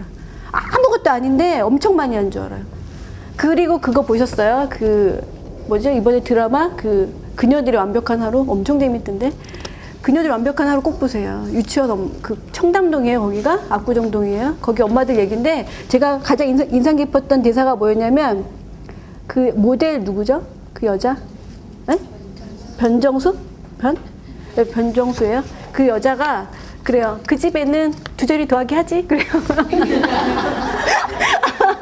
그래서 학원을 알아보는데 어떤 엄마가 되게 잘하는 엄마인 거예요. 그래서 그 엄마가 이제 딱 보고 이제 어울릴 만한 아이들을 딱 선별해주고 있는데 그 집에 잘하는 것 같아. 그래가지고 그거 이렇게 딱 보면서 그 집엔 2자리 더하긴 하지? 딱 그래가지고 내가 유치원생들의 로망 2자리 더하기. 정말 현실적인 대사였어요. 그래서 그 다음에 걔가 1학년 들어가면 곱하기는 너 구구단을 다 외우지? 막 이러면 시샘의 대상이 될 거 아니에요. 그래서 보면 이때 되게 열심히 하는데 하는 게 아무리 봐도 한 잔 1 더하기 끝나고 나서 선생님 1 더하기가 이제 끝나는데 2 더하기는 언제 끝나나요? 정말 불필요한 거예요. 이때는 얘가 할 수가 없어. 얘가 하기에는 너무 어려요. 수학을 하기에는 너무 어리다고. 물론 그 아이가 어떤 사고력을 뭐 향상하거나 그럴 수 있지만 어떤 기능적인 측면에서는 체력이 딸리잖아요. 책 읽기도 안 되는데. 그래서 이렇게 하는 경우는 이렇게 좀 보편적으로 봤을 때 약간 모험이다 이렇게 생각을 합니다. 그래서 제가 권하는 거는 이런 건데요. 이쪽으로 하려면은 뭐가 필요하냐면 간이 커야 돼. 엄마가 뭔가 이렇게 딱 소신이 있고 나름 이제 그것도 뭐 일종의 밀어붙이는 건데요. 그런 게 있어야 돼요. 이거는 뭐냐면 이거의 특징은 학습 양이 좀 적고요. 어떤 아이들한테 좋냐면 산만한 아이들한테 좋아요. 산만한 케이스, 집중력이 좋은 케이스, 뭐 흔들림이 없다 그럼 이렇게 가도 돼요. 뭐 이렇게 가도 되고. 근데 우리 아이는 좀 산만해. 그런 산만한 경우 아이들은 한 번에 2과목 하면 되게 다 놓쳐. 2개를. 그래서 저 같은 경우 그러니까 산만하기도 하고 약간의 그러니까 좀 관심, 수학에 대한 관심이나 학습에 대한 관심도 그냥 보통 눈에 보이지 않는 산만함과 그 다음에 수학에 대한 그다지 흥미는 없고 그냥 바깥에 관심이 많고 막 그런 경우예요. 그때 뭐 못하는 건 아닌데 그냥 좀 평범한 아이죠. 이런 아이들 같은 경우에 권하는 게 왜 이런 경우냐면 그러니까 그리고 제가 그래서 그 방학 때 예습할 때 그렇게 권합니다. 방학 때 예습할 때 어떻게 선생님 2학기 거 예습을 시킬까요? 복습을 시킬까요? 이렇게 질문을 해요. 우리 아이가 이제 좀 약간 점수가 떨어졌는데 2학기 거 아니면 겨울방학 때도 예습을 하는 게 좋을까요? 그렇게 얘기를 하는데 제가 예습을 하라고 권하는 경우는 좀 성적이 떨어지는 경우예요. 좀 수학에 대한 자신감이 없는 경우. 반대로 말씀하신 거 아니에요? 수학 잘하니까 예습해야 되는 거 아니에요? 수학 못하는 애가 어떻게 예습을 해요? 그러는데 수학 잘하는 애는 예습하면 가서 딴짓해요. 수학 못하는 애는, 그러니까 수학에 대한 자신감이 없는 아이는 한번 훑고 가는 게 좋은데 그래서 선행을 많이 하잖아요. 그거는 좀 약간 뒤떨어진 아이들을 위한 방법인 것 같은데 그게 보편화가 됐어요. 그래서 예습을 하는 경우는 그 다음에 이제 6개에서 8개 단원이 있는데 그 예습을 하는 경우에 6개에서 8개 단원을 다 훑지는 못해요. 얘는 가뜩이나 수학 못하는데 이거 다 못해요. 그러면은 이 중에서 공략하는 게 약한 과목 단원을 공략하느냐 강한 과목을 공략하느냐가 있잖아요. 근데 아이가 약간 자신감이 떨어졌다 그랬을 경우에는 강한 단원, 얘가 좀 하는 단원, 곱하기를 배워서 두 자리 곱하기 들어왔다. 그럼 하는 단원을 공략하는 게 나아요. 그 다음에 얘가 좀 약간 겸손하지 못하다, 하지도 못하면서 그랬을 때는 좀 못하는 과목. 그러니까 아이에 따라서 이게 전략이 달라지는데 그렇게 하는 게 좋고 복습을 하는 경우는 일단은 조금 더 완벽하게 하려고 하는 아이들이겠죠.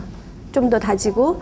그렇게 하는 게 좋다고 생각합니다. 좀 디테일하게 들어가면은 여러 가지 케이스에 대해서 좀 달라지기는 하는데요. 크게 보면 그래요.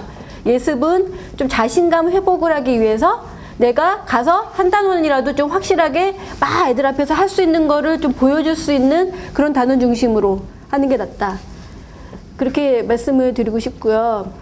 근데 어쨌든 이쪽으로 돌아오면 얘가 그냥 좀 그냥 평범한 아이예요. 평범한 아이인데 얘한테 오늘 그러니까 일주일 시간표에서 국어, 영어, 수학 이렇게 해버리면 뭔가는 놓쳐. 셋 다 놓치는 확률이 제일 높고요. 그리고 만약에 하루에 하는데 하루에 2과목 하잖아요. 하루에 하나는 반드시 가방만 들고 왔다 갔다 하는 게 될 거예요. 엄마 막 돈 썼는데. 그러니까 그래서 저는 그냥 그리고 아까 걔처럼 자기가 한 것도 없는데 했다고 생각해. 뭐 한 게 없어요. 한 게 없으니까 성적이 그 모양이잖아요. 근데 했다고 생각해. 그런 거에 대해서 애가 착각하면 안 돼요. 그래서 근데 국어만 시킨다거나 이렇게 되면 다른 과목을 안 하잖아요. 엄마 다른 과목 얘네들은 전 과목 다 하는데 나 왜 국어만 해요? 이런 말이 나올 때까지 국어만 하는 거예요.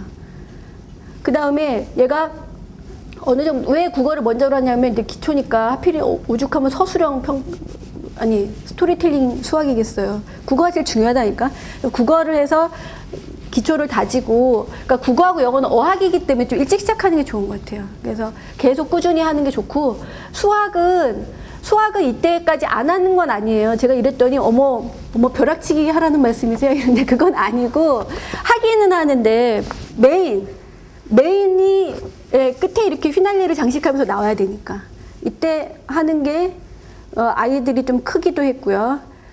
돌아보면서 공부할 때 이게 가장 확실합니다. 그 전에 확실하다고 말할 수는 없고 제가 권해드려요. 그러니까 그 전에 학교 공부 그냥 따라가다가 요이 땅 하게 된 시기에 바싹 하는 게 효율적인 것 같아요. 이러면 서울대 간다는 얘기가 아니에요. 그래서 서울대 이렇게 가요. 그래서 이렇게 할 수 있는 애들이 가는 것 같아요. 뭐 이렇게 하는 애들 중에는 특기자로 가겠죠. 네, 아무튼 네 그렇습니다. 자 여기까지 뭐 질문, 그냥 뭐 딴지 이런 것도 괜찮아요. 뭐 그런 거 그냥 하고 싶은 말씀 없으세요? 네. 1, 2등급. 네네. 그건 A형, B형이라서 그거는 난이도가 달라지는 거고요. 그러니까 국어가 A, B. 내신 그 ABC. 네. 그거 뭐 A 플러스 그렇게 나뉜다면서요? 또 플러스 마이너스 붙여갖고 더 세분화 시킨다던데. 중학교 내신 말씀하시는 거예요? 중학교든 고등학교든 이제 네. 절대적으로 바뀌면서 네. 그 내신에 대한 그러니까 불이익이 없어지잖아요. 네. 상대평가보다는. 네. 그러니까 그래서 이 특목고를 보내려고 하면 네. 또 열풍이 고입 열풍이 자꾸 불 거라는 그런 얘기가 있는데 네. 그런 거에 좀 아쉬움이 있어요. 어떤 게 궁금하세요? 정말 뭐 그렇게 특목고를 보내려고 입시 중학교 다른 엄마들이 보내면 안 보내시려고? 아니, 알고 싶으신 정보가 그게 유리한지 불리한지?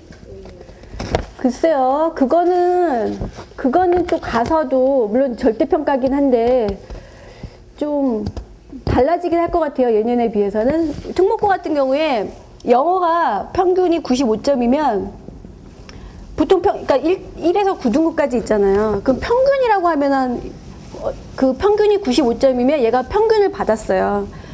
그러면 4에서 5등급 나오는 게 정상이잖아요. 얘는 100점 만점에 95점인데 지금 현재 상대평가에서는 4에서 5등급 나오는 게 정상인데 얘가 94.8이 나오면은 6등급이 받는 거예요.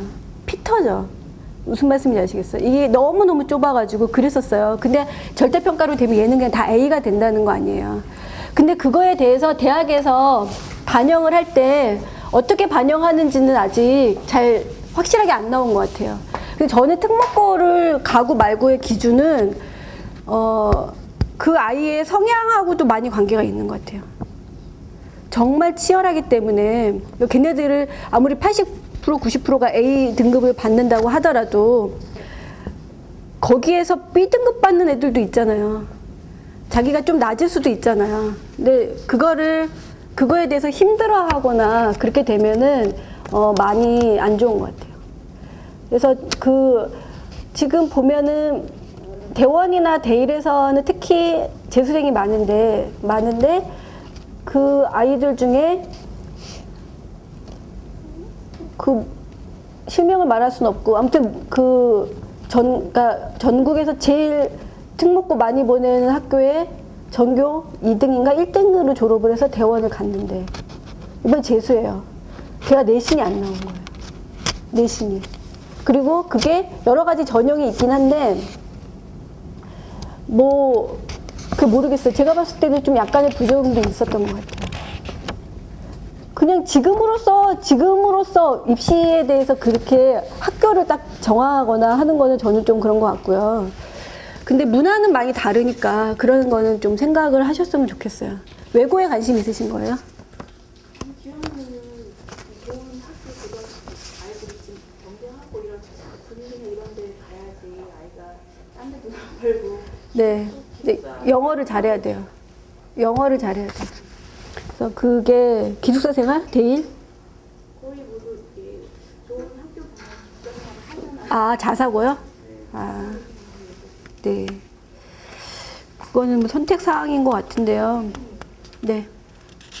초등학교 때부터 2학년, 3학년 때부터 국제주의나 이런 걸 생각하고 준비를 하시는 분들 있잖아요. 네. 그런 학원을 가면 문제가 끝까지 못 나온다고 그러더라고요. 네. 거기로 들어가려고 해도 시험 보듯이 패치해서 통과를 해야 들어가요. 근데 막판에 뺑뺑이 아니에요? 요새 바뀌었나요? 준비를 하기 위해서 네. 이제 그렇게 하고 또 남들이 그렇게 하니까 또 자기 아이가 너무 잘 따라주니까 그렇게 또 들어가서 공부를 한다고 하더라고요. 그게 정말 의미가 있는 거예요. 초등학교 저학년 때부터 국제중, 청신국제중도 있고, 이제 영훈국제중이랑 대원국제중은 아직 그게 안 나와가지고, 걔네들이 대원 외고를 가는 거죠. 대원 외고랑 그런 데 가자. 지금, 그런 걸 막연히 생각하고 이제 하는 것 같아요. 네, 그러면, 전략을, 그러니까 아까도 제가 맨 처음에 왜 입시 전형을 말씀을 드렸냐면, 그런데 나온 애들이 어느 전형으로 가냐를 봐야 되는데, 그런데 나온 애들은 수능 전형으로 가요, 지금까지는. 수능 전형으로 많이 가고 아니면은 영어 특기자로 가요. 그러니까 외고에서는 크게 두 가지예요. 수능, 특기. 둘 중에 하나인 거예요. 근데 국제중을 나오는 이유가 고는 요즘 좀 그러니까 국제고 말고 자사고나 그런 학교를 가려고 하는 거잖아요.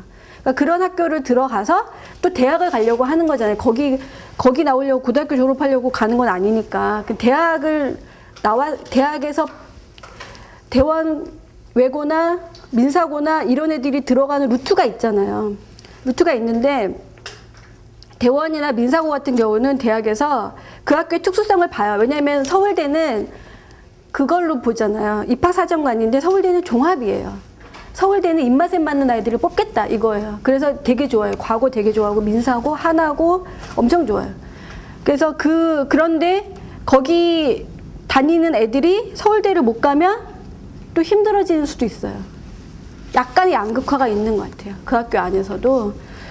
그래서 우리 아이가 뭐가 무기가 될 것인가를 생각을 하면서 그 무기가 그 고등학교에 가서 살려줄 것인가.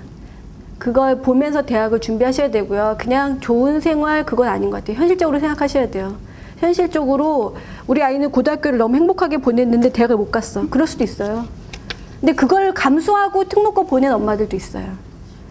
그것도 괜찮은 것 같아요. 그러니까 그건 사상의 문제이기 때문에 우리 아이가 그냥 막 여기 막 이렇게 이런 일반고 가는 것보다 특목고에서 친구도 많이 사귀고 근데 그 친구들 중에 돌이켜 봤을 때 자기 동창들 중에 내 위치가 뭔가 또 생각을 해야 되겠죠. 동창들이 돌아봤을 때 걔는 우리 학교에서 너무 행복하게 생활하면서 꼴등이야 이럴 수도 있잖아요. 그 본인의 입장을 봤을 때. 그러니까 뭐 그래도 상관없다. 그런 경우에는 그 즐거운 생활을 위해서 갈 수도 있는 거예요. 뭐 어디든 즐겁게 생활할 수가 있으니까. 근데 그게 아니라 나는 좀 주목받고 그러고 싶다. 그랬을 땐 조금 이제 생각을 해야 되는 거죠. 일반고에서는 확실히 밀어주는 게 있어요. 이쪽 지역의 목동의 신목고 같은 경우 이번에 실적이 너무 좋아서 뭐 신문도 났는데 거기는 20명만 800명 정원인가? 그 20명만 따로 관리해요.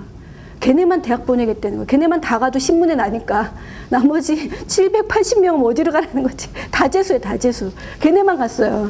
그러니까 그렇게 했을 때 이 아이가 거기 가서 20명 안에 들어갈 수 있다. 그것도 괜찮은 거죠. 그것도 왜냐면 뭐 엄청나게 많이 만들어주니까 포트폴리오를 학교에서 선생님 딱 붙어가지고 엄마들만 20명 막 맨날 모여다니고 하면서 다 해주니까 그럴 수도 있어요. 근데 그런 게 그랬을 때 우리 애가 1등은 아닌데 한 전교 15등은 한다. 그럼 그런 학교 가는 게 낫고 우리 아이는 정말 전교 1등 할 수 있다. 그러면은 그냥 상골학교 가야 되는 거고 우리 아이는 거기 가도 중간 여기 가도 중간 그러면 이제 환경을 생각하고 집 가까운 거 생각하고 이래야 되는 것 같아요. 네. 아이고 어떡하지? 할 게 많은데 네, 그냥 로드맵은요, 그럼 거치게 짜볼게요. 여기서 보면, 초등학교, 여기 지금 점수예요. 왼쪽이 점수인데, 뭐 이거는 각자, 제가 짜드리는 게 아니라 각자 짜는 거예요. 그러니까 초점이라고 보면은 아까 그 교과하고의 균형인데, 여기에서 이제 초점이 예를 들어서 지금 이제 3년씩 이렇게 끊었잖아요. 3년씩 이렇게 끊었을 때, 초점이 여기가 수학, 여기도 수학, 여기도 수학, 여기도 수학 그렇게 할 수도 있고 메인을 뭐 여기는 뭐 수학, 여기는 영어, 여기는 국어 그러면 영어하고 수학을 안 하느냐 그게 아닌 거라고 말씀드렸죠. 집중하는 거 그게 이렇게 갈 수도 있는 거고 근데 제가 권하는 거는 국어, 영어, 수학 이런 쪽이에요. 이렇게 하게 되면 수학이 점수 올리기가 제일 쉬운 과목이라서 네. 그렇습니다. 여기 안티 네, 없으세요? 아까 수학 선생님들 질문해 보세요. 공감하세요? 네, 네, 네. 근데 괜찮아요. 해보니까. 아 중학교 1학년? 네. 수학 선생님들 대답해 보세요. 어떻게 선생님 어떻게 하셨어요? 저도 그런 식으로 짰거든요. 네. 그러니까 아까도 잠깐 설명하면 국제중학교 가서 그러니까 일반고를 가게 된 케이스가 있는 거예요. 근데 그 아이가 상당히 좌절을 해요. 어머니도 갈 때를 못 갈 때 간 거죠 지금. 그러니까 망했다. 그 엄마도 망했어요. 그러니까 고1이면 시작인데 망했다고 생각하는 거예요. 근데 그 아이가 그러니까 자신감이 없어 결여되니까 모든 거에 에너지가 없는 거예요. 학교 다니면서도. 그러니까 중학교는 영어중학교 가서 주변에 다 박수를 받고 영광스럽게 입학을 했는데 그렇게 되더라고요. 그리고 보면 수학도 어릴 때 잘하는 애들이 커서 정말 잘하는 경우는 진짜 드물었어요. 진짜 그 영재가 차라리 영어 잘하는 애들은 꾸준히 영어를 잘할 수 있지만 수학 잘하는 애들은 그러니까 자기가 실수 너무 많고 실수해도 인정하지 않고 그래서 일어나서 얘기해 주세요. 그래서 얼굴을 보면서. 날씬하게 쳐주는 게 정말 무섭더라고요. 예, 그러니까 이게 약간 남성적인 방법이에요. 그러니까 왜 갑자기 어느 날 갑자기 얘가 사람이 바뀌어서 공부해서 서울대 갔다 이게 수학을 막판에 한 경우가 많은 것 같아요. 그러니까 근데 여자들은 이런 식으로 하진 않고 약간 차곡차곡 하는 게 많기 때문에 안 했는데 이때 가서 한다는 게 너무 불안한 거예요. 근데 제가 마지노로 삼았던 게 이렇게 할 수 있는 마지노로 삼았던 게 4학년 수학에서 70점 이상 받으면 가능성 있다. 인서울 4년제 그 신촌 부근 갈 수 있다. 그러니까 여기서 70점 받으면 왜냐면 저희 아이가 70점일 때 70점을 받으면 70점 말고 끄세요. 70점. 야, 내가 가르친 아이들 중에 이런 아이가 있었을까 싶을 정도 내 새끼인데 70점을 받은 거예요. 그래서 그때 생각했어요. 70점이 대학 가는 걸 보여주자. 근데 여기가 아니고요. 그래서 그때 가늠을 할 때 우리 아이가 어떤 어머니가 그랬어요. 4학년인데요. 이 점수 갖고 정말 대학을 갈 수 있을까요? 이렇게 얘기를 물어봤었어요. 그래서 제가 몇 점 받는데 그때 75점 받았어요. 갈 수 있어. 가야 해. 갈 수 있어야 돼. 그래서 했더니 70점이라고 하는 거는 그냥 학교 공부를 좀 놓치는 것도 있지만 그래도 굵은 글자는 했다 이거 아니에요. 그러니까 그런 경우에 굵은 글자를 했기 때문에 가능성이 있습니다. 그것보다 더 잘하잖아요. 위험해요. 위험한 건 아니고 더 잘하면 좋죠. 근데 70점 미치다 이거는 약간 감수하셔야 돼요. 얘가 70점 미치라는 건 사칙 계산이며 많은 부분이 허술하다고 하기 때문에 예체능 쪽으로 생각해 보시든가 아니면은 좀 정말 약간 좀 인공적인 힘이 많이 들어가야 될 것 같고요. 70점에서 80점 정도면 그냥 준수한 거예요.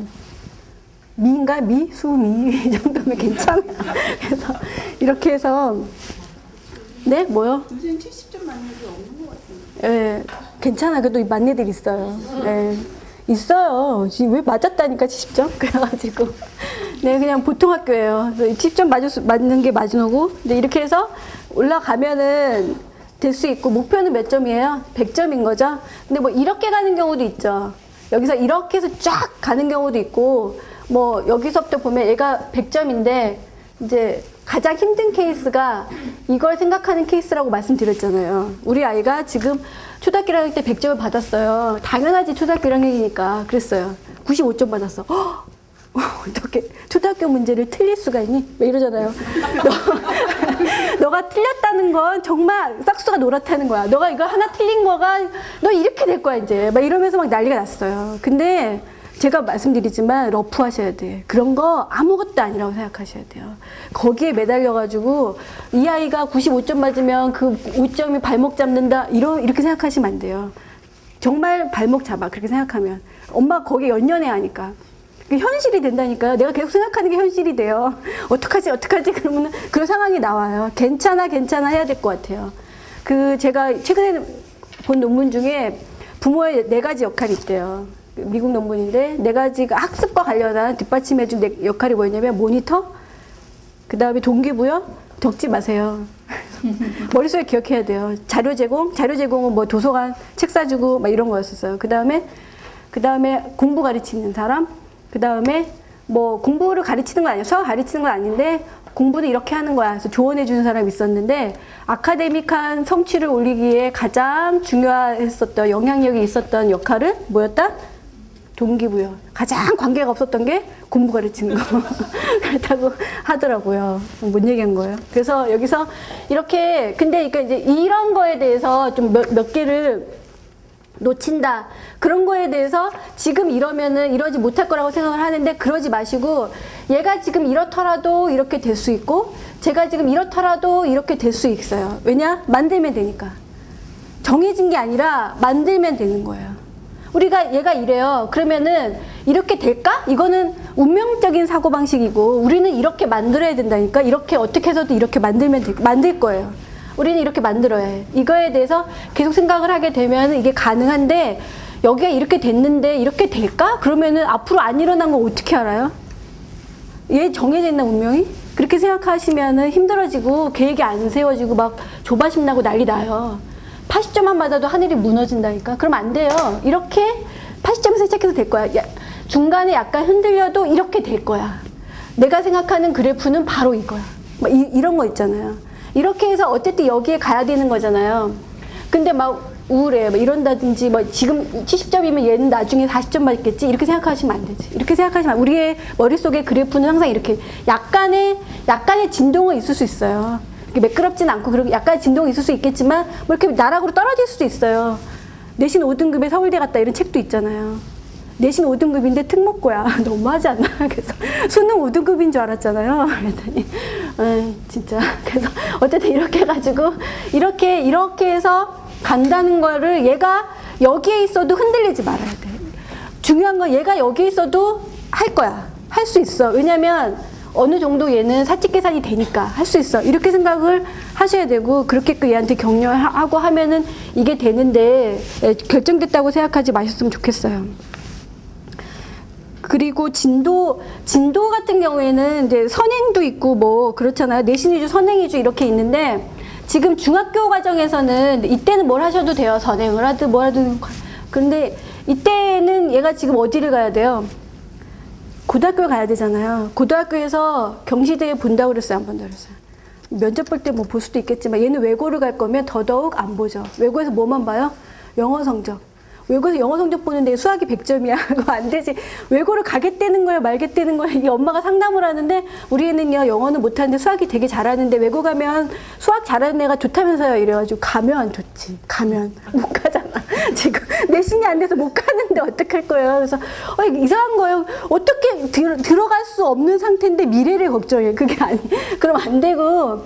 얘가 지금 외고를 갈 거면 여기에 전략이 어떻게 돼야 돼요? 아까 제가 영어라고 그랬잖아요. 얘가 외고 갈 거면 여기를 영어를 해야 되는 거예요. 영어에서 그 내신이 우리 그러니까 등급으로 나왔었으니까 저희 아이 때는 그럴 때 몇죠? 1등급인가? 1.2등급까지가 커트라면서요? 그 정도 받는 게 목표다 그러면은 그게 우선인 거죠. 왜냐면 지금의 일단 목표는 외고니까. 근데 얘가 외고가 아닌 거예요. 외고가 아닌 거고 얘는 일반고로 갈 거예요. 그럼 일반고 갔을 때 얘가 일반고 갔을 때는 약간 전과목이 우수해야 되잖아요. 그러면은 이 아이는 조금 더 이렇게 영어나 이런 거에 대해서 약간 여유가 있는 거죠. 여유가 있고, 그 다음에 고등학교에 가서 뭐 해야 될 것들 중에서 뭐 사회나 과학이 좀 약하다. 그럼 사회하고 과학을 좀 이렇게 더 해준다든지, 그렇게 해서 잡는 게 좋아요. 6년을 좀 텀으로 해서 잡는 게 좋습니다. 제가 아는 분들 중에 서울대 보내려고 초등학교 때 유학 보낸 집도 많고요. 초등학교 때 사립 보낸 집도 많아요. 지방대 갔고, 지금 현재 재수하고 유학 가버리고 많이 그랬어요.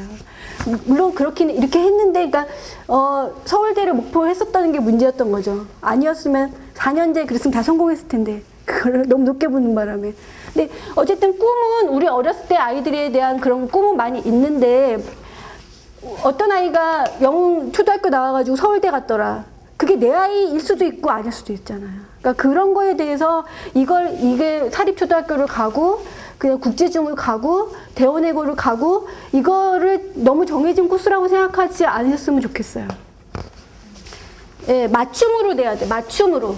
우리 아이는 그러니까 지금은 이제 각각의 자기 아이를 생각을 해야 되는 거니까 내 아이만의 코스인데 강점을 좀 보셔야 되고요. 그러니까 스타일도 좀 지금은 만들어야 되는 거잖아요. 근데 저는 그런 아이들이 제일 경쟁력 있는 것 같아요. 요이 땅 할 수 있는 애. 항상 준비하고 있는 애가 아니라 이렇게 좀 풀어져 있다가 요이 땅 그러면 탁 전투 자세 되는 아이들 있잖아요. 그런 아이들을 만들기 위해서 이제 그런 뭐 테스트 같은 것도 수시로 하고, 그러니까 제가 나름 훈련했었던 거는 뭐 연필만 딱 들고 뭐 경시대에 한번 가라 이런 거, 그런 거 했었어요. 그래서 준비 없이 시험 보기 이런 거, 그 다음에 나오면서 시험지 찢어버리기, 성적표는 집에 안 와. 근데 왜냐면 성적을 지금 중요한 성적이 언제 나와야 돼요? 중요한 성적이 이때 나와야 되는데 이때 그 성대 경시대에서 상 받았어요. 그랬는데 얘를 어떤 애가 상을 받았어요. 그 상장이 너무 소중해. 막 그렇게 생각을 했는데 그 다음에 상장을 못 받았어. 그리고 나 때문에 화가 났어, 엄마가. 화가 나갖고 너 대학을 못 가게 생긴 거야. 얘는 이제 이때 상을 못 받았기 때문에. 그러면은 그 다음에 시험을 안 봐요. 시험을 안 본다고. 이때 얘가 보는 시험은 아무짝에도 쓸모없는 시험이니까 빵점 맞아도 돼요. 근데 이때 시험을 두려워하면 안 되잖아요. 이때까지 시험을 즐기고 겁이 없어야 되는데 이때 아무것도 아닌 이런 시험 때문에 애를 막 닥달을 하고 그러면 걔가 이때 가서 하기 싫어진다니까. 대부분의 그 아이들이 많이 겪는 경우가 4학년 때 한번 꺾어진다고 그러잖아. 막 하다 4학년 때 뚝 꺾어지고, 그 다음에 뭐, 이렇게 흔히 하는 말 있잖아. 중학교 때 뭐 뚝 꺾어지고, 그 다음에 이제 고등학교 때 안 해. 고등학교 때는 그냥 수포자. 얼마나 수포자가 많으면 교과서가 바뀌었냐니까요. 이게 연구 결과에 의해서. 이렇게 되면 안 되는 거예요. 그래서 시험에 대해서 강해지고, 그러려면 모든 시험을 다 맞는 게 아니라 시험에 연연해하지 않아야 돼. 결과에 연연하지 않아야 돼요. 그런데 이제 연연하지 않는 게 여기까지 가면 안 되잖아. 그쵸? 연연해져야지 이제 슬슬. 이때쯤 슬슬 연연해지도록 트레이닝을 해야 되겠죠. 네, 어떻게 트레이닝을 하지? 네. 그 다음에 진도, 뭐 학습량, 그것도 학습량 이런 것도 좀 약간의 관계가 있는 건데 초등학교 1학년 때 어떤 엄마한테 물어보니까 매일 30분씩 한대. 정말요? 초등학교 1학년 때 매일 30분씩 하면 고등학교 때는 얼마씩 할 거예요? 그래서 제가 그때 인터뷰한 게 이때 100을 공부하면 이때는 한 95 정도? 이때는 한 80 정도? 얘가 100이면 이때는 80 정도면 많이 하는 거예요. 고등학교 1학년이. 요즘 재수생들이 그러잖아요. 누가 고등학교 1학년 때 공부를 하니? 근데 그 아이들이 다 의대 가고 이런 애들이 하는 말이에요. 공부는 이때 제일 많이 다 그래야 다.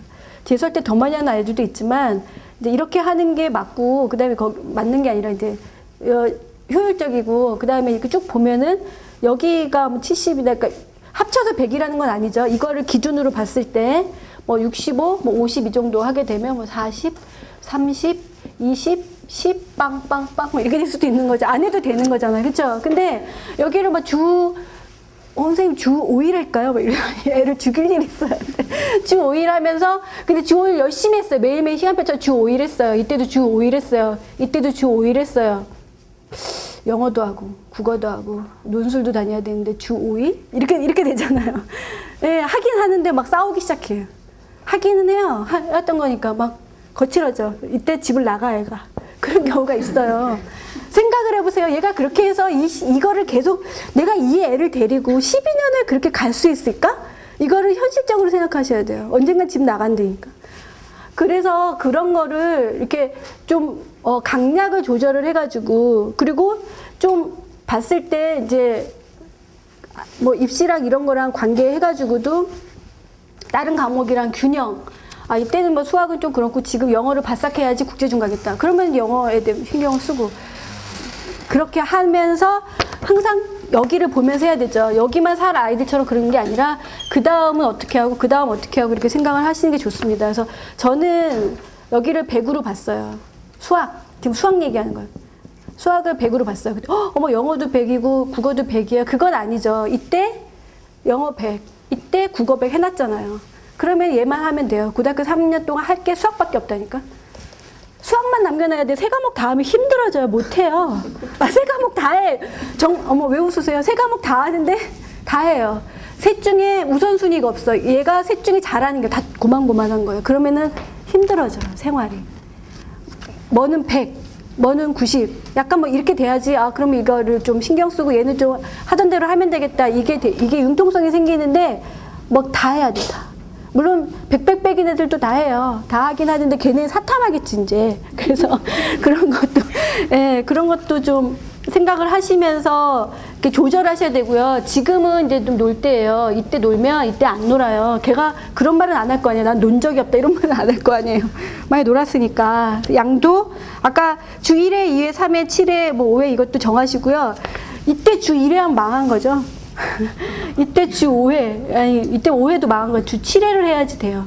이때 주 7회를 하기 점진적으로 늘려야 되는데 이때 뭐 주 3회를 했다. 이때 주 2회를 했다. 그럼 이때 주 1회를 했다. 이 정도가 적당하죠. 바뀐 아이들이 있다니까. 정말 많아요. 7회, 5회, 3회 안 해. 그래서 정말 많아요. 안 해. 잘 하지도 못하는데 안 해요. 포기. 지겨워서 안 하고 못해서 안 해요. 그렇게 했는데 왜 못하지? 못한 경우가 많습니다. 그다음에 도구를 보시면 뭐 이쪽이 막 여기 동화책해. 그건 좀 아닌 것 같죠? 동화책을 언제 해야 돼요? 이때 해야 되겠죠. 교구는 이때까지도 괜찮아요. 교구, 뭐 동화책 이런 쪽으로 하고 동화책만 하기 그러면 문제집도 좀 하고 뭐 이렇게 해야 되고 뭐 학습지 제가 권하는 학습지는 언제냐면 이때 학습지가 이때예요. 이때가 아니고 유치원 때가 아니라 이때가 학습지. 왜냐면 사칙계산 다 배웠잖아요. 분수소수 다 나왔잖아요. 할 게 많아. 똑같은 돈 내고 많이 할 수 있어요. 이때는 같은 돈 내고 좀 적나? 같은 돈 내고 더하기, 빼기, 곱하기도 못해. 나누기는 아이고 그렇잖아요. 근데 이때 되면 혼합계산 배웠잖아요. 이때부터 4가지가 다 들어있기 때문에 훨씬 많은 걸 할 수가 있어요. 소수도 나오고 분수도 나오고. 같은 돈이면 이때 해야죠. 그리고 이때 그 마스터를 하고 중학교로 올라가야지 이제 괜찮죠. 너무 늦는 경우도 있어요. 이때 안 해가지고 이때 와갖고 학습지에 뭐 그래도 돼요. 이때까지 사칙계산만 되면 되니까. 고등학교 올라갔을 때 사칙계산만 돼도 성공이에요. 그게 실수에서도 나오기 때문에 그렇긴 한데 이거를 꼭 이때 마스터해야 된다. 뭐 3학년 때 마스터해야 된다. 9구단까지밖에 못하겠죠. 얘는 자연수. 나의 수는 자연수가 전부. 이럴 때 하면 안 되잖아요.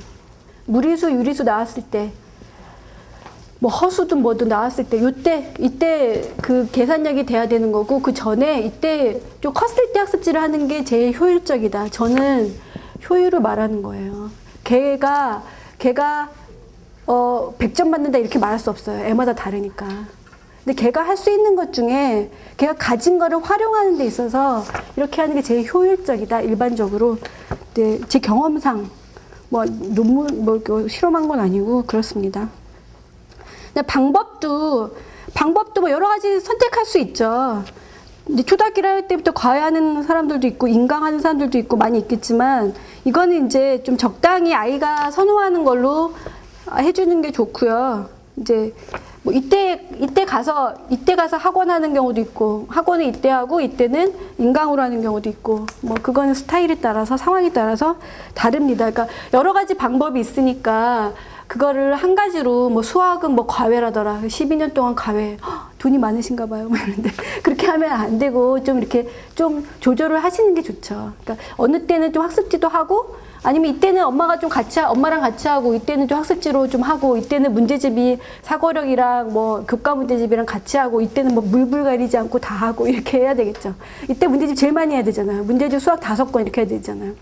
초등학교 3학년 아이한테 문제집 몇 건 푸니까 5건이래. 어머나. 그러면 이때 가면 몇 건을 풀까? 안 풀거나? 그쵸. 5건이거나. 그렇겠죠. 네, 여기까지 질문 있으세요?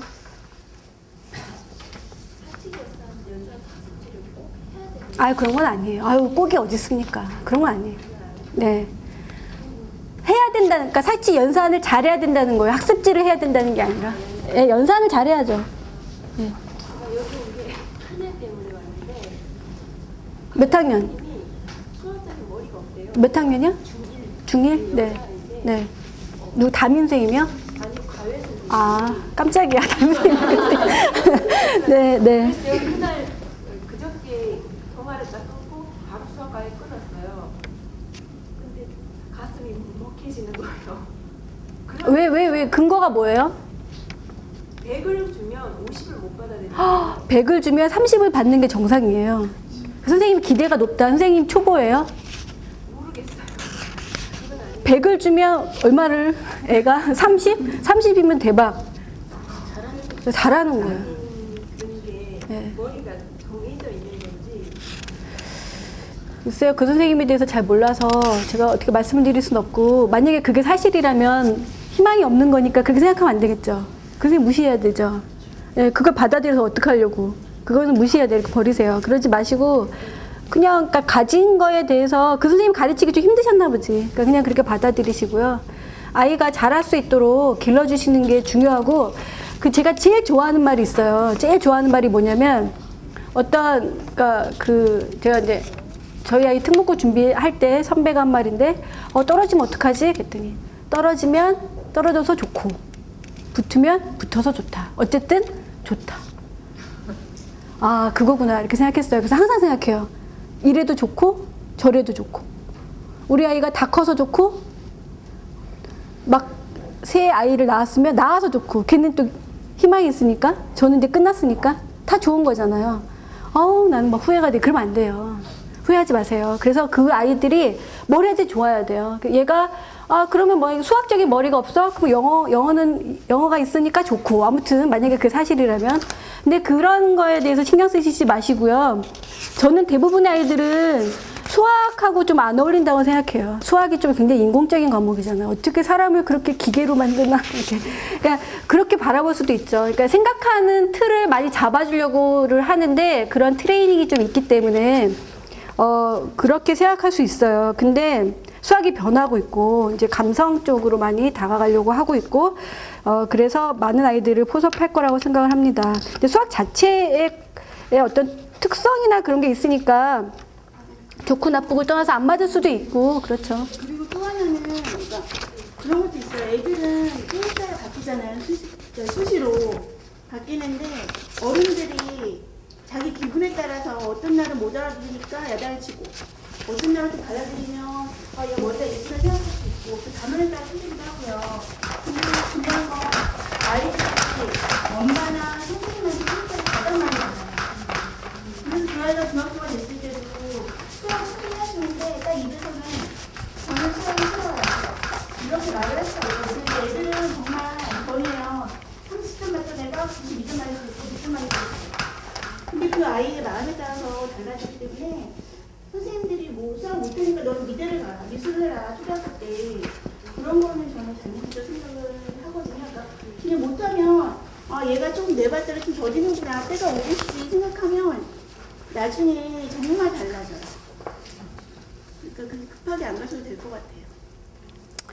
네. 저희 초등학교 3학년인데 네네. 연산 속도도 되게 느리고 이게 되게 틀린 수도 많고 연산이 너무 잘 안 돼서 단원도 이제 연산이 나오는 단원에서 되게 좀 많이 틀리고 다른 데는 안 그러는데 그러더라고요. 그래서 연산 학원을 보냈어요. 너무 안 되는 것 같아서 그랬더니 더 싫어하는 거예요. 집중적으로 그것만 시키고 막 숙제도 뭐 어마어마하게 주고 하니까 그래서 그걸 많이 하면 좋아지겠지 생각했는데 생각보다 그게 아니더라고요. 그래서 그냥 이렇게 하다가 애가 완전히 너무 더 싫어질 것 같아서 그만큼 했거든요. 그래서 그게 또 막막한 거죠. 저는 연산이 잘 안 되는데 어떤 연산이요? 지금 사칙 연산.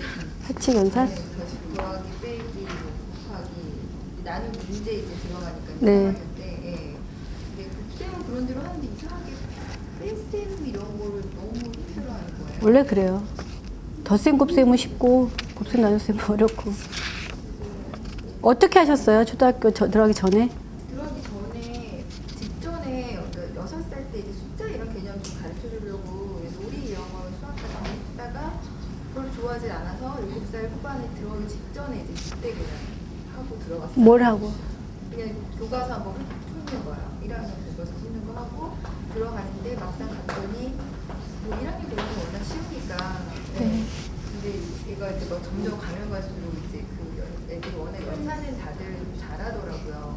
빠르고 정확하고. 그러니까 엄마가 좀 걱정하셨어요. 애 앞에서. 그러니까. 너무 이게 얘가 갑자기 안 돼. 아, 대범하셔야 된다니까. 그까이 거 이렇게 하셔야 돼요. 너는 덧셈 뺄셈 곱셈을 못하니까 나눗셈을 하자. 그래서 근데 나눗셈 하면 되잖아요. 아직 애들 모르는 거 내가 하면 되잖아요. 그러니까 좀 그냥 걱정 일단 글쎄요. 지금 다 키워본 어머님들은 지금 얘가 막 초등학교 2학년에 끝낸 거잖아요. 그때 구구단도 지금 제대로 못하는 상태이기 때문에 못하고 잘하고를 말할 단계는 아니고 근데 중요한 거는 걱정하는 것 같아요. 얘가 걱정하는 것 같아서 그게 문제인 것 같아요. 걱정을 하면은 현실이 돼요. 걱정을 하지 마시고 어머님도 그런 거에 대해서 뒤로 걱정하고 뒤에서 울고 애 앞에서는 잘할 수 있어 이거를 12년을 하셔야 돼요. 그래야 애가 해맑아져. 그래서 아니 그것만 하면 돼요. 뭐 가르치라는 것도 아닌데 뭘 그냥 예. 그리고 그냥 그런 거를 학습지 놀이 수학 이런 것도 방법은 많이 있어서 아이가 좋아하는 방식으로 할 수는 있는데 제가 봤을 때는 심리적인 것 같고요. 예, 3학년 아이가 심리적인 것 같고 그런 거에서 많은 영향을 준 분이 부모님이겠죠. 돌아보셔야 돼요. 내가 덧셈 뺄셈에 대해서 뭐라고 했나. 그게 전부예요. 그러니까 어떤 정말 수학의 호감이 굉장히 중요한데 그 많은 걸 비호감으로 바꾸셨을 수도 있어요. 원리는 별로 아니고요. 그리고 보통 애가 저는 그렇게 쓰는데 애가 많이 틀리고 그러면 안 시켜요. 할 때가 아닌 것 같아.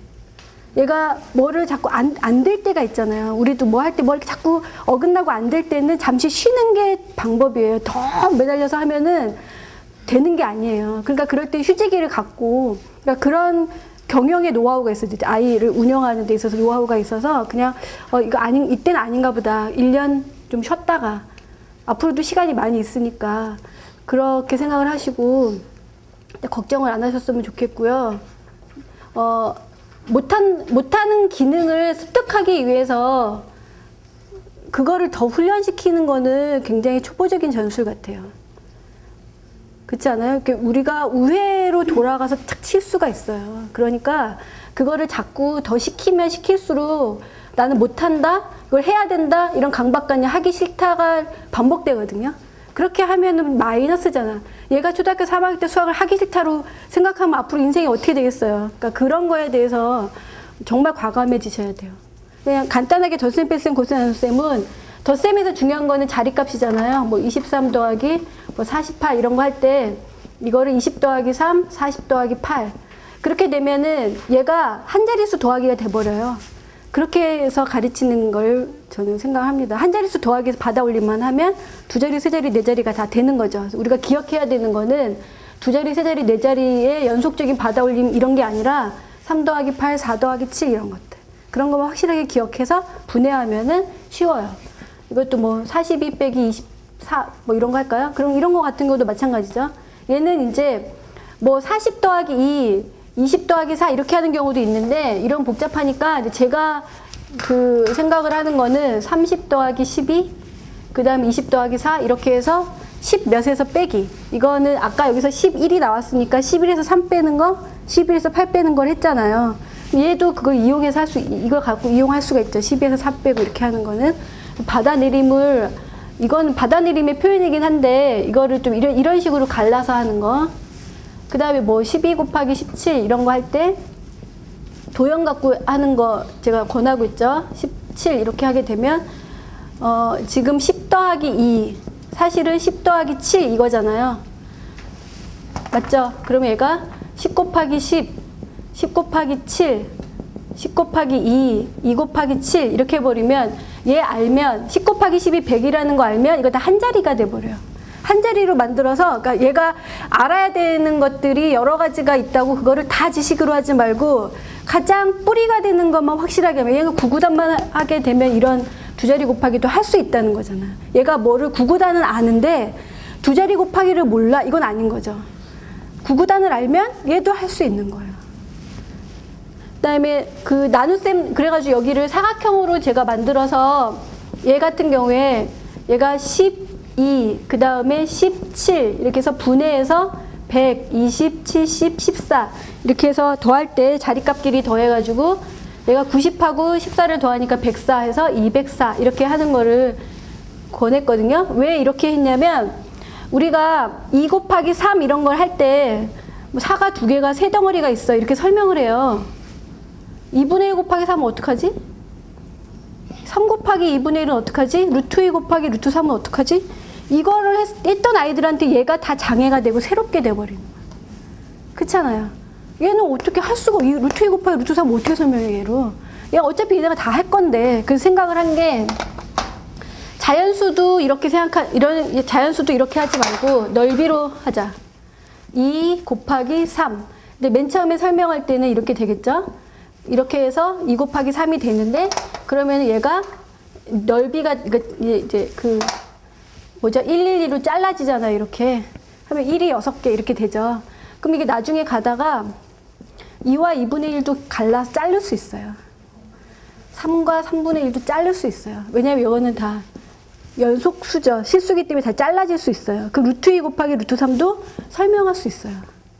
그렇게 해서 나중을 위해서 넓이로 생각을 하고 있고요. 그래서 나눗셈까지도 연결이 돼요. 곱셈하고 나눗셈, 여기 아까 덧셈하고 뺄셈이 연결이 됐는데 곱셈하고 나눗셈도 연결이 되죠. 예를 들어서 여기가 4고 여기가 7이면 4, 7은 28이면 이게 넓이인데 이게 넓이인데 얘를 물어보는 게 곱셈이에요. 이게 얼마게 이렇게 물어보는 게 곱셈이고 얘를 알아. 얘를 알고 얘도 아는데 얘를 몰라. 그럼 나눗셈이잖아요. 이게 나눗셈이죠. 그래서 얘가 어떻게 돼요? 제가 나눗셈이니까 나눗셈 기호 이렇게 생긴 거 아니에요? 아닌가? 맞죠? 예. 이렇게 해서 이거 논문 내야 되는데 교재로 냈어요. 그래서 이렇게 해서 이게 분수까지 이렇게 설명했어요. 제가 봤을 때 확장인 것 같아. 수학 학습을 쉽게 하려면 나중에 배울 걸 생각해서 배치를 하는 거예요. 그게 어려운 게 아니에요.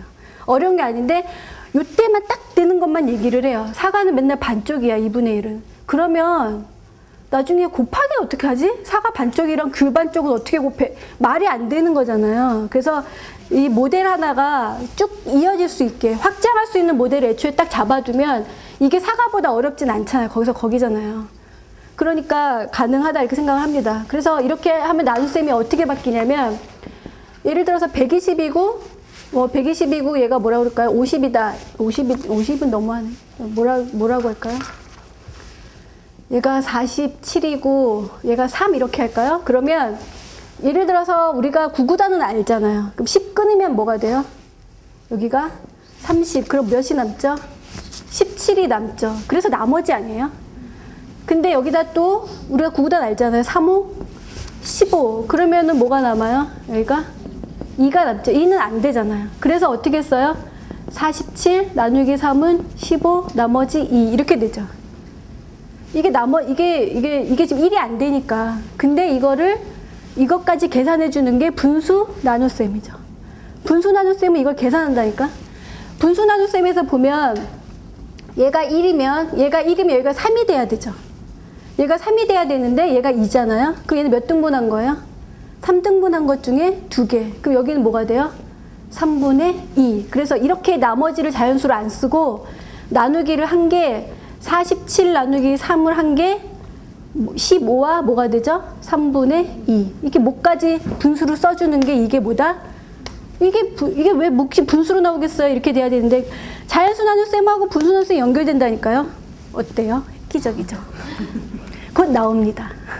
이거는 이제 뭐 1, 2주 안에 나올 거고요. 근데 제가 자연수 그래서 곱셈할 때도 이 사각형을 쓴 게 얘하고 얘를 알고 얘를 구하라는 게 곱셈이면 얘하고 얘를 이쪽으로 고정을 했어요. 왜냐하면 나눗셈 기호랑 연결하도록. 그래서 여기를 모르는 게 나눗셈이다. 나눗셈은 네가 다 알고 있는 거랑 관계가 있는 거야. 그리고 우리 나눗셈에서 포함제 얘기하잖아요. 잘라내기 얘기하잖아요. 잘라내기로 설명을 했어요. 그리고 나머지. 네, 그래서 이거를 분수로 확장을 했습니다. 아마 도움이 될 거예요. 그래서 이거를 제가 이제 뭐죠? 한 권으로 한 권씩 해서 만들었는데요. 이런 원리를 가지고 하게 되면 서술형 평가에도 도움이 될 거예요. 왜 이렇게 해서 나머지는 2가 됩니까? 이런 것도 그림으로 설명할 수도 있고 여러 가지 시각적인 자료를 사용해서 설명하는 것도 그 아이의 능력을 표현하는 거니까 괜찮은 것 같아요. 여기가 어떤 말하자면 약간 이상한 게 들어간 건 아니잖아요. 굉장히 수학적이잖아요. 그쵸? 근데 수학적이고 굉장히 심플하고 또 쉬워 보이고. 예. 그래서 곱셈하고 나눗셈도 그렇게 됐고요. 그 다음에 분수도 그래서 사각형으로 했어요. 사각형으로, 그러니까 분수는 수고, 분수 연산이면 연산은 계산하는 건데, 도형이랑 다른 파트가 아니냐, 연결돼요. 그게 38선도 아니고 연결됩니다. 그래가지고, 예를 들어서 단위 분수면 얘가 1이잖아요. 얘가 1인데, 그러니까 이거는 단위 정사각형이죠. 단위 1 곱하기 1은 1이니까 이거 하나의 1로 했을 때 2분의 1은 뭐겠어요? 2분의 1은 이거 둘로 나눈 거니까 여기가 2분의 1, 그쵸? 그 다음에 이쪽으로 3등분해도 되고 이쪽으로 3등분해도 되고 여기가 3분의 1이에요. 그건 다 알잖아요. 사과가 아니고 식빵이라고 생각해도 되고 이렇게 하고 나면 뭐가 좋으냐면 통분을 할 때 얘랑 얘랑 통분하려고 어떻게 하겠어요? 얘랑 얘랑 통분을 이렇게 하겠죠. 그리고 얘는 몇 배가 된 거예요? 크기는 똑같고 통분이라는 건 크기는 똑같아야 돼. 분모 분자가 바뀌는 거예요. 크기가 바뀌면 안 되죠. 2분의 1인데 몇 배가 됐어요 이게? 다 전체 조각도 3배가 되고 색칠한 것도 3배가 됐으니까 6분의 3이 된 거잖아요. 얘는 전체가 몇 등분 된 거예요? 2등분 됐으니까 전체 조각의 개수도 6개가 되고 색칠한 개수도 2배가 돼서 그래서 6분의 2잖아요. 이러면 통분은 설명할 수 있고 그러면 덧셈은 더 쉬워져요. 더하라고요. 하나, 둘, 셋, 넷, 다섯. 6분의 1이 5개 이렇게 되잖아요. 그쵸? 네. 이렇게 해서 분수, 덧셈, 뺄셈 여기서 뺄셈은 지우면 되니까 원래 뺄셈 더하기 뺄셈은 자연수할 때 덜어내기 제거하기 이렇게 배웠잖아요. 그럼 분수도 제거할 수 있어야지. 자연수만 제거하면 어떡해. 그러니까 제거하기라고 하는 뺄셈의 원리가 있다면 뺄셈의 개념이 있다면 다른 걸로도 적용이 돼야 되겠죠. 최소한 뭐 여기서는 그렇게 되겠습니다. 그 다음에 곱하기는 어떻게 할까요? 2분의 1 곱하기 3분의 1 아까 곱하기에서 시작이 돼요. 곱셈 개념이 아까 넓이라고 그랬으니까 여기가 1이고 여기가 1인데 2분의 1이면 여기죠. 그쵸? 그 다음에 3분의 1이면 여기잖아요. 그러면 2분의 1, 세로가 2분의 1이고 가로가 3분의 1이면 얘네 전체 몇 분의 몇? 6분의 1 이렇게 됐죠.